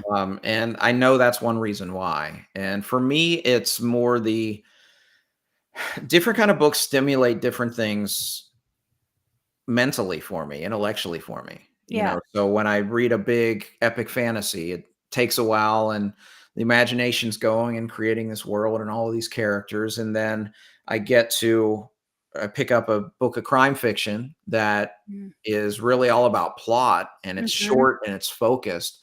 It's like immediately like, oh, this is something different. This is cool. Right. And Keeps then your I pick brain up a engaged. yeah, and then I pick up Yeah. a classic and it's different. And it's just for me, the variety is what makes it most fun, honestly. Even though I probably half of what I read is still fantasy. Right. But a big part of that is also because I took about like a 15 or 18-year break of reading fantasy. Mm. So I have all these series that I had to get caught up on, and I'm still kind of doing that. And as I rediscovered, kind of rekindled that love for the fantasy genre, I've been reading a lot of it. But for me, the variety is really, I mean, it's the spice of life, as they say, Yeah. right? Oh, uh, for sure. but it does. I've never experienced that book slump. I mean, I've had the book hangover where a book Oh, can yeah. totally wreck me, but as far as like not wanting to read or anything like that, yeah, it doesn't happen. Yeah. I need to get better. You've inspired me because I'm getting better. This last year, I read vastly fantasy over everything Mhm. else. And I can really tell now at the end of the year. I've had so many amazing reads and really loved so many of the books that I've been through, but I feel myself like leaning toward my non-fantasy shelf at the end of the year where I Yeah. feel like there's something missing from what I Yeah. read this year. So I definitely want to focus more on that in 2025 for sure. Yeah, I mean, for me, it goes through waves. Like for a while, it was like fantasy was absolutely number one, and Yep. everything else was like way second. But now it's like I've getting, I for the Lahane video, I read 4 new ones of his this year that I hadn't Mm, read, but then I reread 8 other ones. So I read 12 wow. books by Lahane this year. And that's rekindled me wanting to read more crime fiction. So like Yeah. Dawn Winslow's my next author that I'm going to explore in that genre. Okay. So that's like right up there as a number 2. It's kind of pushed down, some other things that were are interests of me. So I mean, it just our reading goes through cycles, and I It's just go with where it wants to take me, really. it's really interesting that you mentioned that you said Dawn Luslow is the next Winslow. Winslow is the Yeah, next. So when you're okay, I want to try something new in this genre, do you yeah. typically go for an author or just try a bunch of books from a bunch of different people? I guess it's different. Okay. With Winslow, I've read him before, so Oh, okay. it's So it's it's something kind you're of a familiar with. yeah, I've read him, and it was actually, I think it was a Stephen King recommendation. Hmm. Um, just like I remember Scott, the bald booktuber, he always talked about how like he read everything that George Martin told him to read. I've done that a little bit with Stephen King. Like in his book on writing, he has several pages of recommendations, and a lot of those I look it up. Oh, that sounds great. Add it to the Yeah. TBR, and that's how I discovered Don Winslow. And I've read 2 of his, and he's the one I want to get into now because I'm Okay. caught up on Lahane now. And yeah, there was a cool story Don Winslow had posted on Twitter or something like that. He went to his last book came out, and he's doing a reading at a bookstore, and he's doing the reading. And he looks up, and Stephen King's in the front row. Oh, man, no pressure. Yeah, like no pressure, but how would that make you feel? Like Yeah. one of your favorite authors is comes Huge to like one of your compliment. readings. I mean, I can't imagine. Yeah. Like looking Oh, up, I think well, I mentioned this on the channel. It's like if I go in front of my orchestra, I take my bow, and I see the conductor of the Berlin Philharmonic in the front row. It'd be like, oh my like, goodness, it would ugh. be both terrifying and amazing. Yeah. Yeah, I know when, Janny Wirtz picked up, Bloodstones last year, it was Yeah, that, like, "Oh my gosh," and, yeah, "Oh and my she gosh." loved it. Yeah, Yeah, which was thank goodness. She was yeah, very, very gracious. She had a very lovely review of it, but it was yeah, it does give your heart a little extra beat in there. sure, yeah, Um, so I'm curious because a little bit earlier you said that you don't like military fantasy. yeah, Which surprises me because you like Malazan, you like legend, and you read a lot of, like, historical war fiction. yeah. So Crazy, right? where's the disconnect with what do you not like about? Because that's one of my favorite subgenres. So, like, Yeah. what is it about military fantasy that turns you off? I think just maybe the kind of the singular focus of it, Hmm, and maybe that's why Malazan works for me because there's so much more. I right. mean, just the for me, the Malazan, the world building is what is just blowing me away. Yeah. There's scenes in I can be vague with this. There's scenes in House of Thames where a certain character there's a scene going Not to on name any where we're names. about to learn some world building and the character doesn't want to do it and he shuts it down and I'm like, "No, this is what I want to read," you know? Yeah. I love the world building aspects of it and I Mhm. love the characterization and I love the interesting, very interesting magic with these Warrens that I don't always understand. So Yeah, there's so much going on beyond the military aspects of it. right. Um, like for me, my actually here's a hot take. For me, my least favorite Joe Abercrombie first law book is The Heroes. There's my hot take. Okay. Because it's one big battle, and I just a lot of times I just it gets exhausting, even with Yeah. someone as good. He's one of the best at that. I mean, I picture his battles because he's just so good at that. Yeah, But he is very good at that. I find big battle scenes exhausting, and that's another reason why I like GGK because he doesn't do that very often. And then Yeah. he'll show you a glimpse just to say, like, "Yeah, I could do this really well, but I just don't want to." I think it's a good reminder for I mean, for me as somebody who loves military fantasy, but I completely understand and agree with you that oftentimes it's just exhausting. And I think a lot of that has to do with how it's written. Yeah, for sure. Because like you said with Malazan, you the battle doesn't matter if you don't care about everything that's in the Yeah, underpinning, you yeah, know? And that characterization of the people who are in the thick of things yeah, and that's such an important part of so I would agree with you that even though I love military fantasy, I'm incredibly picky with it yeah, for that same reason. yeah. Yeah. And I think a lot of times the pacing too. Oh, I yeah. can overcome it when it's paced really, really well. Mm. Like I just read a book by Raymond E. Feist that was a huge battle. I mean, it was several hundred pages, but he paced it so well that it just Mm. moved around that it didn't have that exhausting feel like I often feel in sometimes when I'm reading a big battle sequence. Right. Well, and I think too, like as I'm going into my second book of the Bruhai trilogy, and there's going to be more kind of a warfare-ish bent to part of the story.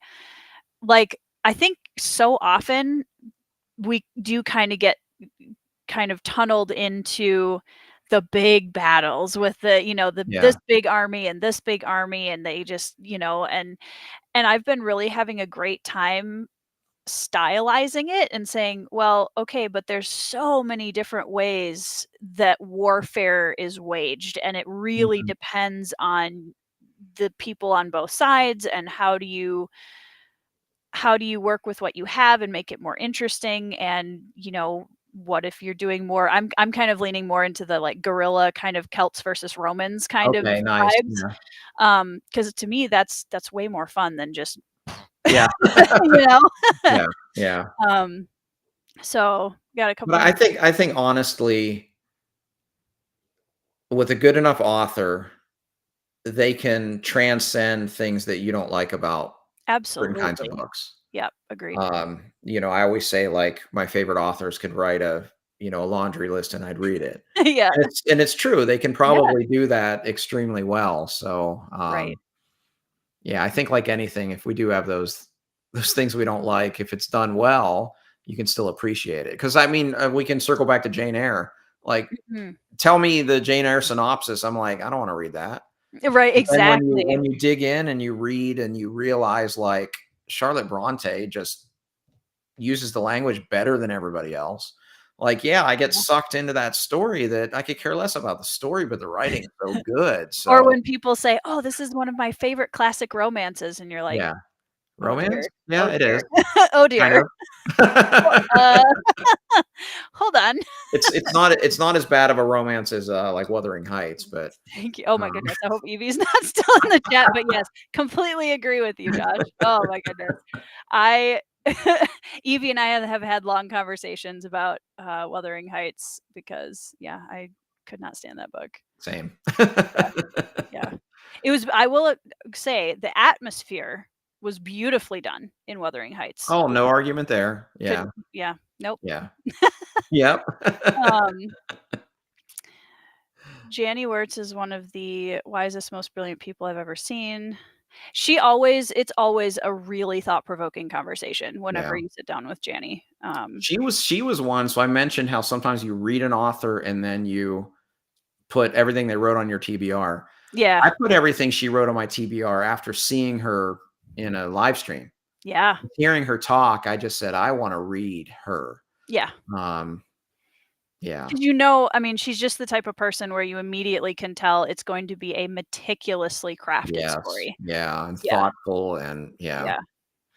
Um, Anitha has a suggestion, um, for you. All caps, she's yelling at me. All caps. It's just that's Anita's normal internet voice. Um, They're doing a, I think Fireside, we're doing that in February. February. I think you're gonna like that one. It is I don't more think I can fit it in though, because we got Memory, Sorrow, and Thorn ah, first quarter of the year, and yeah, well, if you ever want a military fantasy that is everything you said you can appreciate yeah, about military fantasy, I yeah. think it's a very unique story and very cool. So No, it's on the list. I still need to read, House of Open Wounds. I have that one on the shelf. mm. I haven't Have gotten you back. read Tchaikovsky before? Yeah, I read The City Last Chances, and it was Okay. fantastic. Was And it? actually, Okay. it gave me, we talked about Les Mis earlier, it gave me total Les Mis vibes, the way it kinda Ooh. unfolded. Yeah, it's a really good book. From what I've been told, it's very different for Tchaikovsky, but it seems like Tchaikovsky, everything he writes is very different. He has so many different, like, he's got his sci-fi, he's got his fantasy, he's got, this is almost more literary type of Yeah. fantasy, and he seems like a very, I don't know, diverse kind of writer. Well, hearing that it's Les Mis vibes just shot it higher up on my TBR. Yeah, it really did, and it's just because every chapter is a different point of view, and there's like Mm, these kind of a student rebellion going on, and yeah, okay. yeah, There was a question here that I wanted to yes, thank you, everyone. Yes, Wuthering Heights and Jane Eyre, in my opinion, are not romances. absolutely. Sal had a question I want to answer. Okay, so, the symbol on my hat is ordinarily white. It's the Bruhai Nice. mask from Legends of the Bruhai, which is my Love it. Merch. I know. So funny story. I actually got this as a birthday gift from my friends Andrew and Trisha Meredith, also indie authors. That's They awesome. had it made for me, and I'm in. So the struggle. So everybody's got their merch, right? Which is super cool. Um, I am having a horrible time finding stock beanies that I'm willing to sell to people because the beanie is such a like core part of my channel at this Yes. point. I'm not going to be selling subpar beanies. Well, the problem with that is trying to find a really nice quality stock beanie Oh, has been a yeah. nightmare. They're not good. Trying, guys. They're either too small, too itchy, too, insert things here. Um, let's see. Not a romance. Anita says, all that walking on moors is not a romance. Highly romantic, Love obviously. it. Um, Anita's still yelling. I do, Sal. I've been writing them all down. I hope you guys are proud of me. No, I didn't miss your question, Anita. I just asked it. Samwise, he said City of Last Chances by Adrian Tchaikovsky is the one that was mentioned as the um Yeah. So military fantasy, and then I had another question that was right on the edge of my brain, and then I asked you about military fantasy, and then it gone. Oh, I know what it was. So military fantasy is something that you're kind of not usually a big fan of. What are some elements that a book has to have or should have to get 5 stars from you? Like, what are some of the have you seen patterns of things that you typically really resonate with? No, I think I'm like Alan with the five-star strumpet. Because it seems like for me, my 5 stars for me is not perfection or anything. For me, 5 stars Sure. is, did I love the book? Did I love reading the book? Mm. So Yeah, I probably tend to give those out a lot more than a lot of other people because that's my bar. Now, does yeah, that mean it's, even like tier ranking, like I may have a B tier book that I love that I'd give 5 sure. stars. So no, it's interesting because it really depends on the book and it depends on the genre. Mhm. So for fantasy, I have to have good characters. Yep. And I've been finding that I appreciate world building equally, not secondary, but equally. And I think back, and that's why I still love Tolkien most. Yeah, Is the world building is just so good there. But then different kinds of stories have different things. Like crime fiction, character's not as important as plot. sure. Also, if it's crime noir, the narrative voice is extremely important because it's Mhm. first person. That part has to be just right. So, and I also will say I admit my name's Josh and I'm a prose snob. Um, and it doesn't mean it has to be purple prose, but the Right. prose has to fit the story. Crime Yeah, noir is stylized and punchy, and I love it. yeah. But I do appreciate a lot more the authors that take the time to craft the sentences. And like Yeah. back to Charlotte Bronte, I felt like reading Jane Eyre that she spent a week on every sentence to make sure it had the perfect balance, the perfect word usage. Mhm. And that's why I love when you read GGK, you'll notice that Mhm. he can just the man can just write. Yeah, So prose is always part of it for me because yeah. I guess the older I get, the more I appreciate the craft side of it. Yeah, absolutely. I think that's what I'm enjoying so much about rereading Malazan too, is there's been so many lines that I've just had to stop and just go over it in my head and savor it, mark it with Yeah, a tab. yeah, Um, 'Cause I love the way, and it's so funny because as a writer, I get so frustrated sometimes because 'cause I'll be reading, I'm like, "Wow, this prose is just beautiful," and man, I wish I could think of ways to describe things like that. Like, yeah, it's yeah. so good. I'm always amazed because I'm not one of those readers that's good at picturing things. Okay, I'm always yeah, I'm yeah, always amazed at authors that can make me picture things yeah, because their powers of description are so good because I've always struggled with that. I don't visualize very well. yeah. Do you visualize as an author? Yes. Okay. So, I have, and I think I can't remember, I feel like we were on a live stream at one point where we talked a little bit about this maybe, but it's probably been a while. Probably one back my brunch and book talks, probably because I Yeah, had you yeah, and Philip and maybe. PL, yeah, Because you talk about how you struggle to visualize. I have no auditory at all. And so when I'm writing, reading, anything, so my only auditory input is either silence or um, the music soundtrack that I make for each of the books that I'm writing. And there's a very specific soundtrack. Each character usually has kind of a theme somewhere in the soundtrack. yeah, And that's what brings me back when I need to open up the manuscript and get back into it. Um, but when I'm reading and writing, it's literally just this very visualized, very colorful, cinematic film almost, but there's no sound. yeah, Yeah, wow, which is weird interesting. apparently. Um, so, like, with characters, people are like, "Oh, I imagine, so and so from this book sounding like such and such actor," and I'm like, Yeah, "Sure." Like, I don't know. yeah, I can see where that might work, but I don't ever have a set, "This is what they sound like." Um, hmm. I can tell when it's wrong. Yeah. So like when Andrew Meredith and I were going through the audiobook voices, and he sent me a bunch of, he's my friend that narrated Bruhai. He sent me a couple of different options for some of the characters, and I could tell right away, nope, that's not it. That just doesn't Yeah. sound right. Yeah. But when I hit, like, I remember Garen, who's the first character you meet in Bloodstones, um, his young voice, and Andrew Yeah. hit just and I'd never heard his voice before, and Yeah. Andrew did that voice on that line, and I got really emotional because I was Wow. experiencing my own characters in a Yeah. completely new way for the first time. It was very cool. That's neat. Um, So let me ask, because I've obviously read the book, I haven't yeah. done the audiobook.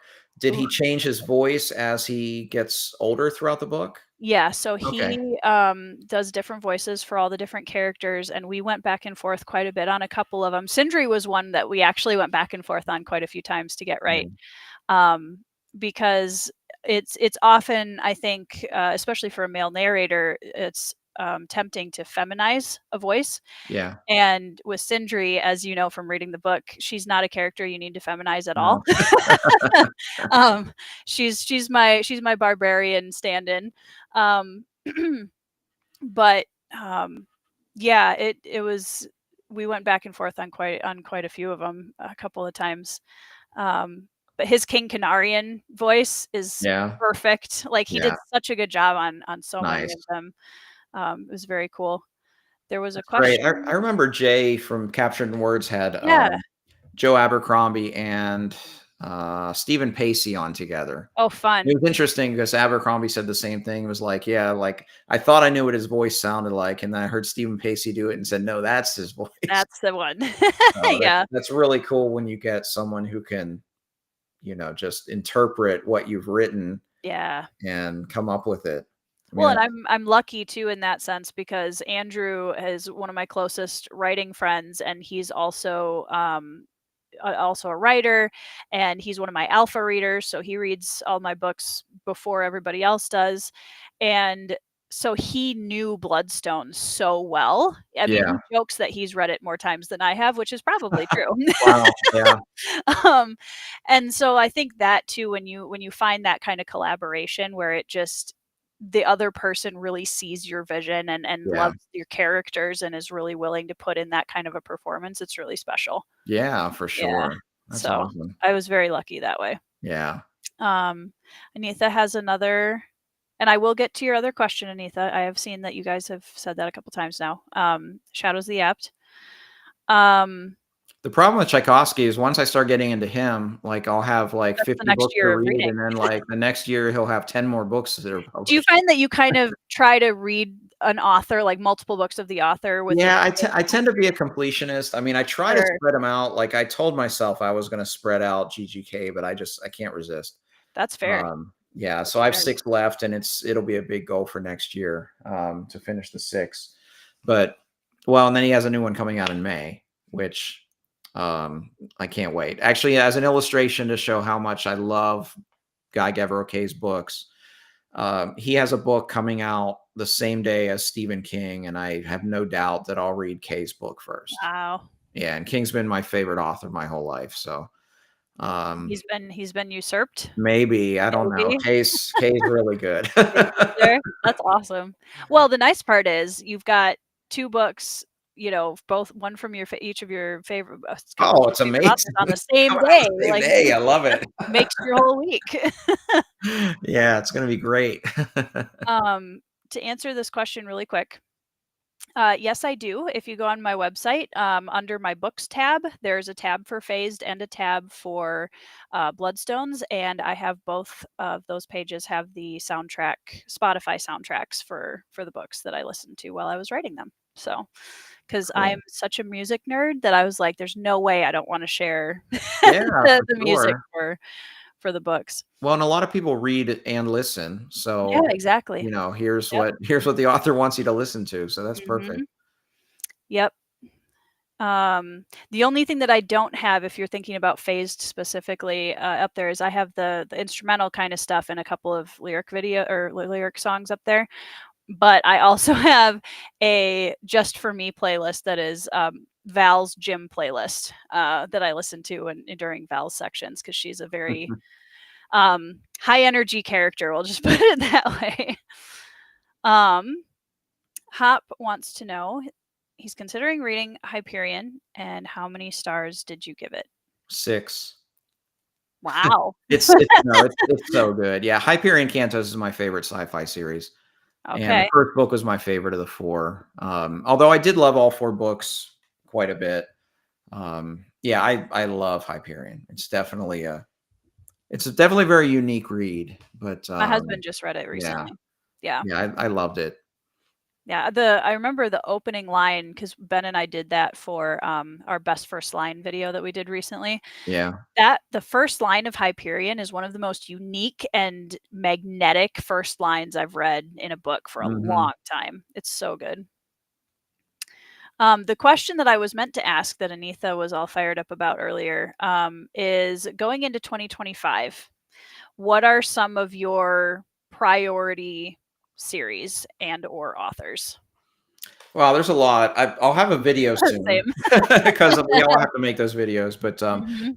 the big one is Memory, Sorrow, and Thorn by Mm, Tad Williams. We're doing that as a read along on my channel and Fireside Discord, and we're mhm. doing one per month, January, February, but to Green Angel Tower over 2 months because it's often published in 2 volumes. Sure, so And good bigger. there's a big contingent of people lined up for that, and I'm really excited for that. This is a series that I've been told people that know my taste think I'll really love it because it's kind of a bridge, between traditional fantasy and modern fantasy. And I mean, George R. R. Martin says it's like one of his most greatest influence. I've heard people say that Tad Williams and Robin Hobb have a lot of similarities in their storytelling, and you know, I Any can't wait. more? I'm really excited. That's the book I'll start January 1st. Okay. So that's a big one. I'm in the middle of Sun Eater. Yep. The plan is to read one per month until I run out. That's books, novellas, and short stories. So I'm Okay. doing it all. And yeah, I like his universe building that you get in the short stories and the novellas. So that's kind of cool So too. will you have a novella then in January? Yeah, January is Queen Amid Ashes. So Yeah. that'll be kinda nice where you're starting a new series and you have a little bit lighter Sunny Yeah, read. exactly. Yeah.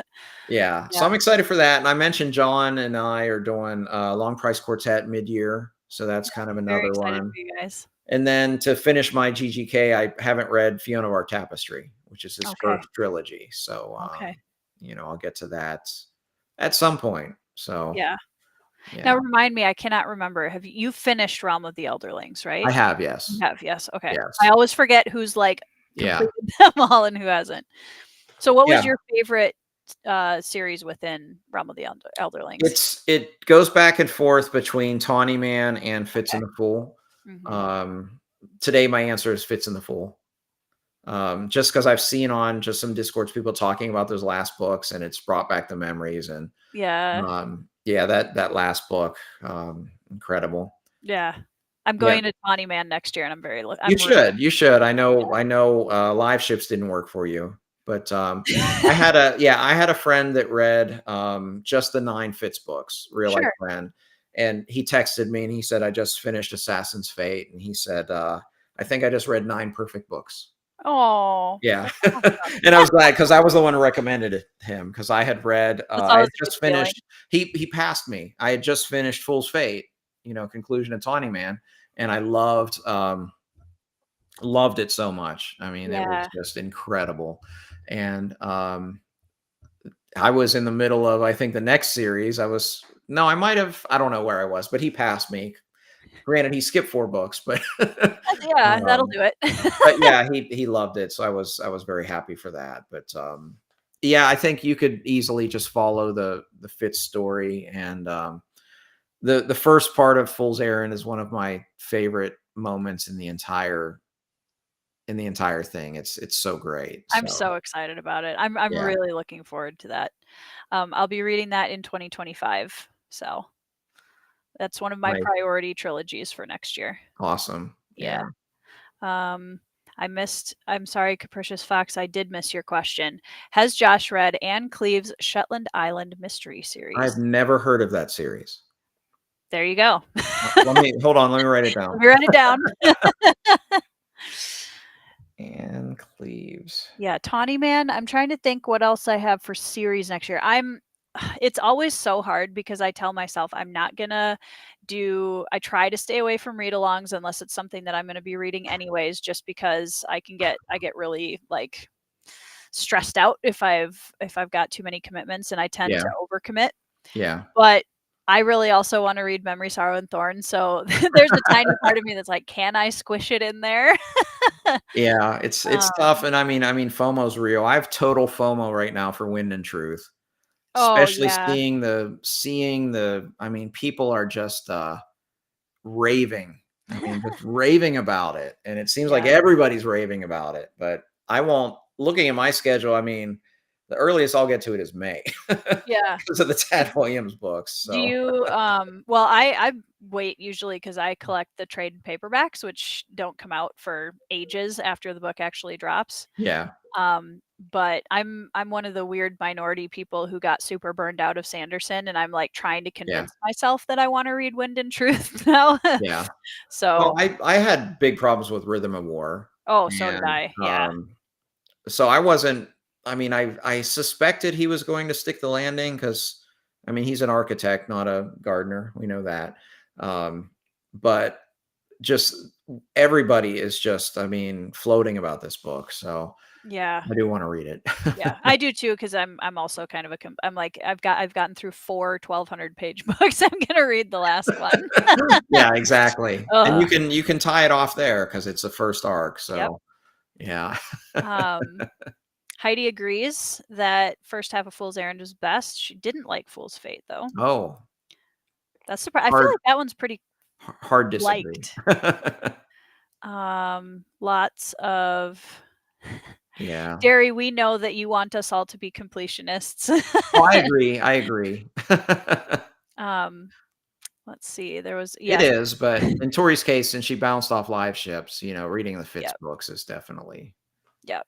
And I loved the original trilogy, and when I accidentally read Fool's Assassin because I didn't realize there were Oh. 6 books in between. So I Yeah, have read the first book of the last trilogy. I was like, "Wow, that was a time jump. Okay, well, sure." yeah, yeah, But one of the things I noticed about it, even having skipped all of the books in between, um, was that I immediately felt that emotional connection jumped right back in with those yeah, characters, and I think Hobb is very good at that with yeah, the Fitz book specifically. yeah, for sure. Um, Cal has an incredibly important question. How much mayonnaise is too much mayonnaise? Wow. For me, any, Yeah, which I I don't know is a very unpopular yeah, opinion, but I don't have any in the fridge either, so I'm not a mayonnaise. I do, but only because my husband and kids love it. I'm not a mayonnaise person. that's funny. I have to say though, as a very bookish person who talks about books all the time with friends Mhm. on the internet, I appreciate being asked weird questions like that. It's a fun reset. Well, all of these are always ask me anything, so yeah. You know what, Sal? If it makes you feel better, a lot of people really enjoyed Rhythm of War. So, Josh and I certainly aren't representative of the entire fandom by any Yeah, means. no, it has real high Goodreads scores, Yeah, it so, does. I mean, yeah. Sanderson's just crazy on So Goodreads. at one point, the first day, I took a screenshot of it and posted it in the Discord. Wind and Truth had a 5.11 rating. Like, how's that? Almost Above a before it five. came out, People yeah. really love this book. Um, you know what? So this brings up an interesting point because I would recommend, Tier Tech if you're it's okay, like, put it down for a little It's bit, try fine. reading Yeah. something up, come back to it. How do you feel about DNFs, Josh? Where do you stand with that topic? I would much rather put a book down and pick up a book I enjoy. Mm, Um, I mean, I make sure I give the book a chance, which for me, giving a chance is an hour of reading. So if an hour in, if I'm totally hating it, yeah, like I'll put it down. Um, And I might DNF later, but no, I'm pro DNF because it's just life's too short to read bad books or books that I weren't agree. working for you, or even wrong time, like Memories of Ice wasn't Yeah. working for me at the time. Pick it up later. So Yep. yeah, I would definitely agree. Put it down. Come Yep. back when you feel like you want to come back. Yeah, Yeah. I know, and even thinking about um we're talking about the right book at the wrong time, or vice versa. I know that there are so many books that I've read since coming on BookTube and spending the time and learning about different types of fantasy and different novels that I never would have picked up without the community encouraging me to do so. for sure. Um, and if I had picked Long Price Quartet up when I first started BookTube, I'd have DNF'd it. Absolutely. Because it wasn't the right time. I wasn't Yeah, ready for it. yeah, Um, and now, having more of an expansive appreciation of fantasy as a whole, I absolutely love it. for So, sure. Yeah. yeah. How would you say the community has it changed your reading experience, or then, like, how would you say it's changed since starting your channel and being more active in the community? I Besides the I've TBR being no, I've monotonous. yeah, the TBR is stupid. My spreadsheet, it's like I read about 100 books a year and it still grows. And it's Yep, because, I want I just like before we chatted, I was like, what was that memoir you mentioned? yep, Write that down. I've written down like 4 things already. So, same. and I Yep. haven't read 4 books today. So the TBR is growing. I have 5 Um, on my list. Yep. so but I mean, it's great. I mean, we'll never run out of books. Yeah, We'll never get to the bottom of the list. And, I'm at peace with that.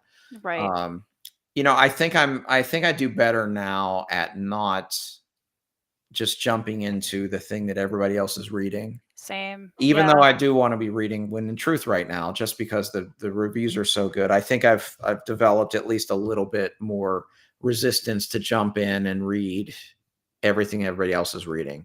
Yeah. Um, Yep. and I think another thing that's also helped I know you stopped doing TBRs. Mhm. I still do a quarterly one, Yeah, I've heard a but lot of I people structure do it that where I better. do, here's 10 books I'm going to read, and then here's 5 probably, and here's 5 Maybes. maybe. So it's not like a concrete thing. Yeah. So because I do like structure, like I do like having structure, but I also like being able to, hey, I want to pick up that book right now. I want to be able to Mhm. have some flexibility. So, Yep. I do the quarterly TBR. So people that follow the channel, can know, hey, there's some things that he'll probably be talking about, but done a lot better job than when I initially jumped in, when I was just trying to read everything that everybody was talking about. And Yep. it was, it's just because Yeah, it's infectious.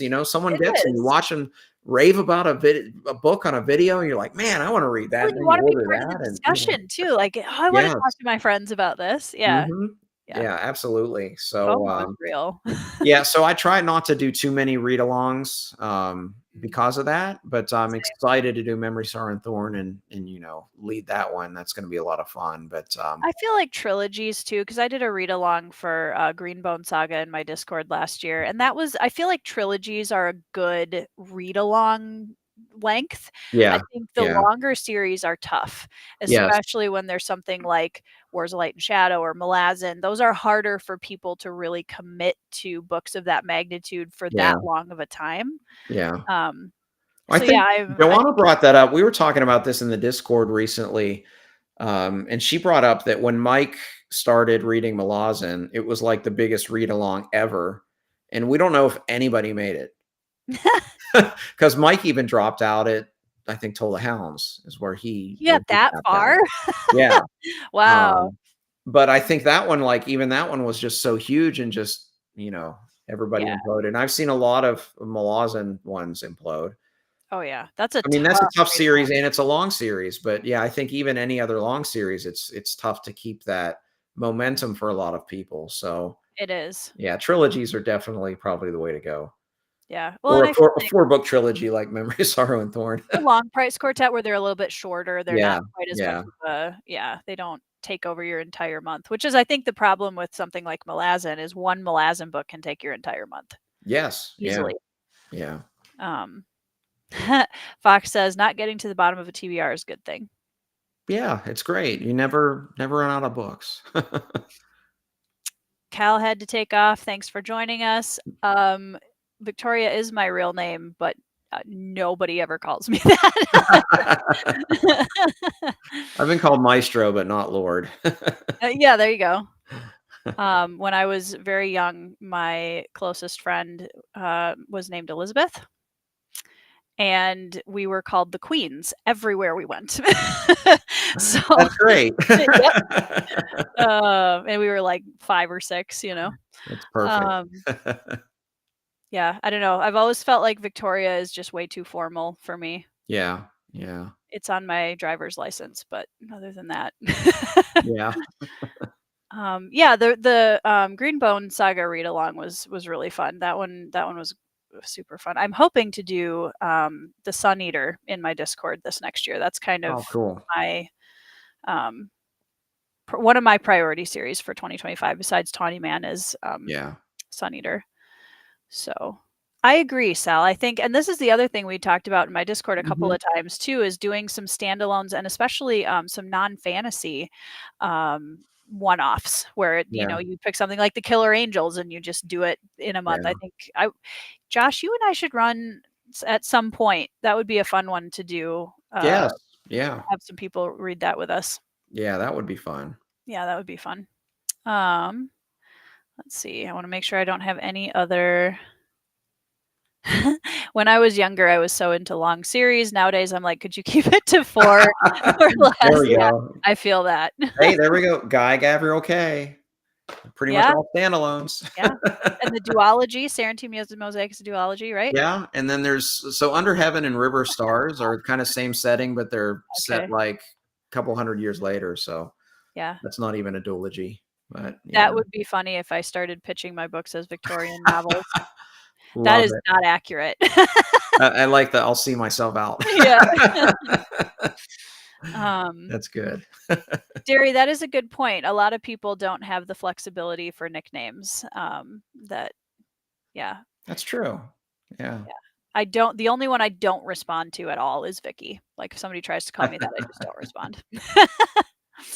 Um, well, so Josh, we've been talking for 2 hours, and I always every time we do a Motley Crew chat, I wish I had 5 or 6 hours to just talk, Yeah, but I this know was you've great. you've had a super busy week. If there's a book that you want people to put somewhere on their 2025 TBR, is just a book that you think would be a great addition to someone's TBR for next year, what would you leave us with? The Lions of Alrasan by Guy Gavriel K. You heard it here first, folks. So like me, if you're interested in starting Guy Gavriel K and kind of seeing what he's about, both from Josh and a bunch of other people, I have heard that Lions of Alrasan is a very good starting point. And as a character nerd, the fact that you said that it's very good character work makes me Yeah. very excited about it. Yep. So whether you're watching the replay or in the chat, please go down in the description box below and click the link to Josh's channel and give him a subscribe if you aren't subscribed already. And in his links, you will also find the Fireside Discord, which is a lovely community run by Josh and Joanna and Matt from Matt on Books. I'm in there and Josh is in there, and it's a great community, really fun space with lots of fun things going on. And yeah, thanks chat for hanging out with us. Josh, thank you so much for sharing your time in this very busy week after 3 My pleasure. I'm concerts. I'm glad we can finally schedule it. It's Me been a too. challenge, so Me too. Yeah, it's been a long overdue, and I'm glad our schedules finally aligned. absolutely. All right, everybody. I hope you have a fantastic week. I hope you're reading some 5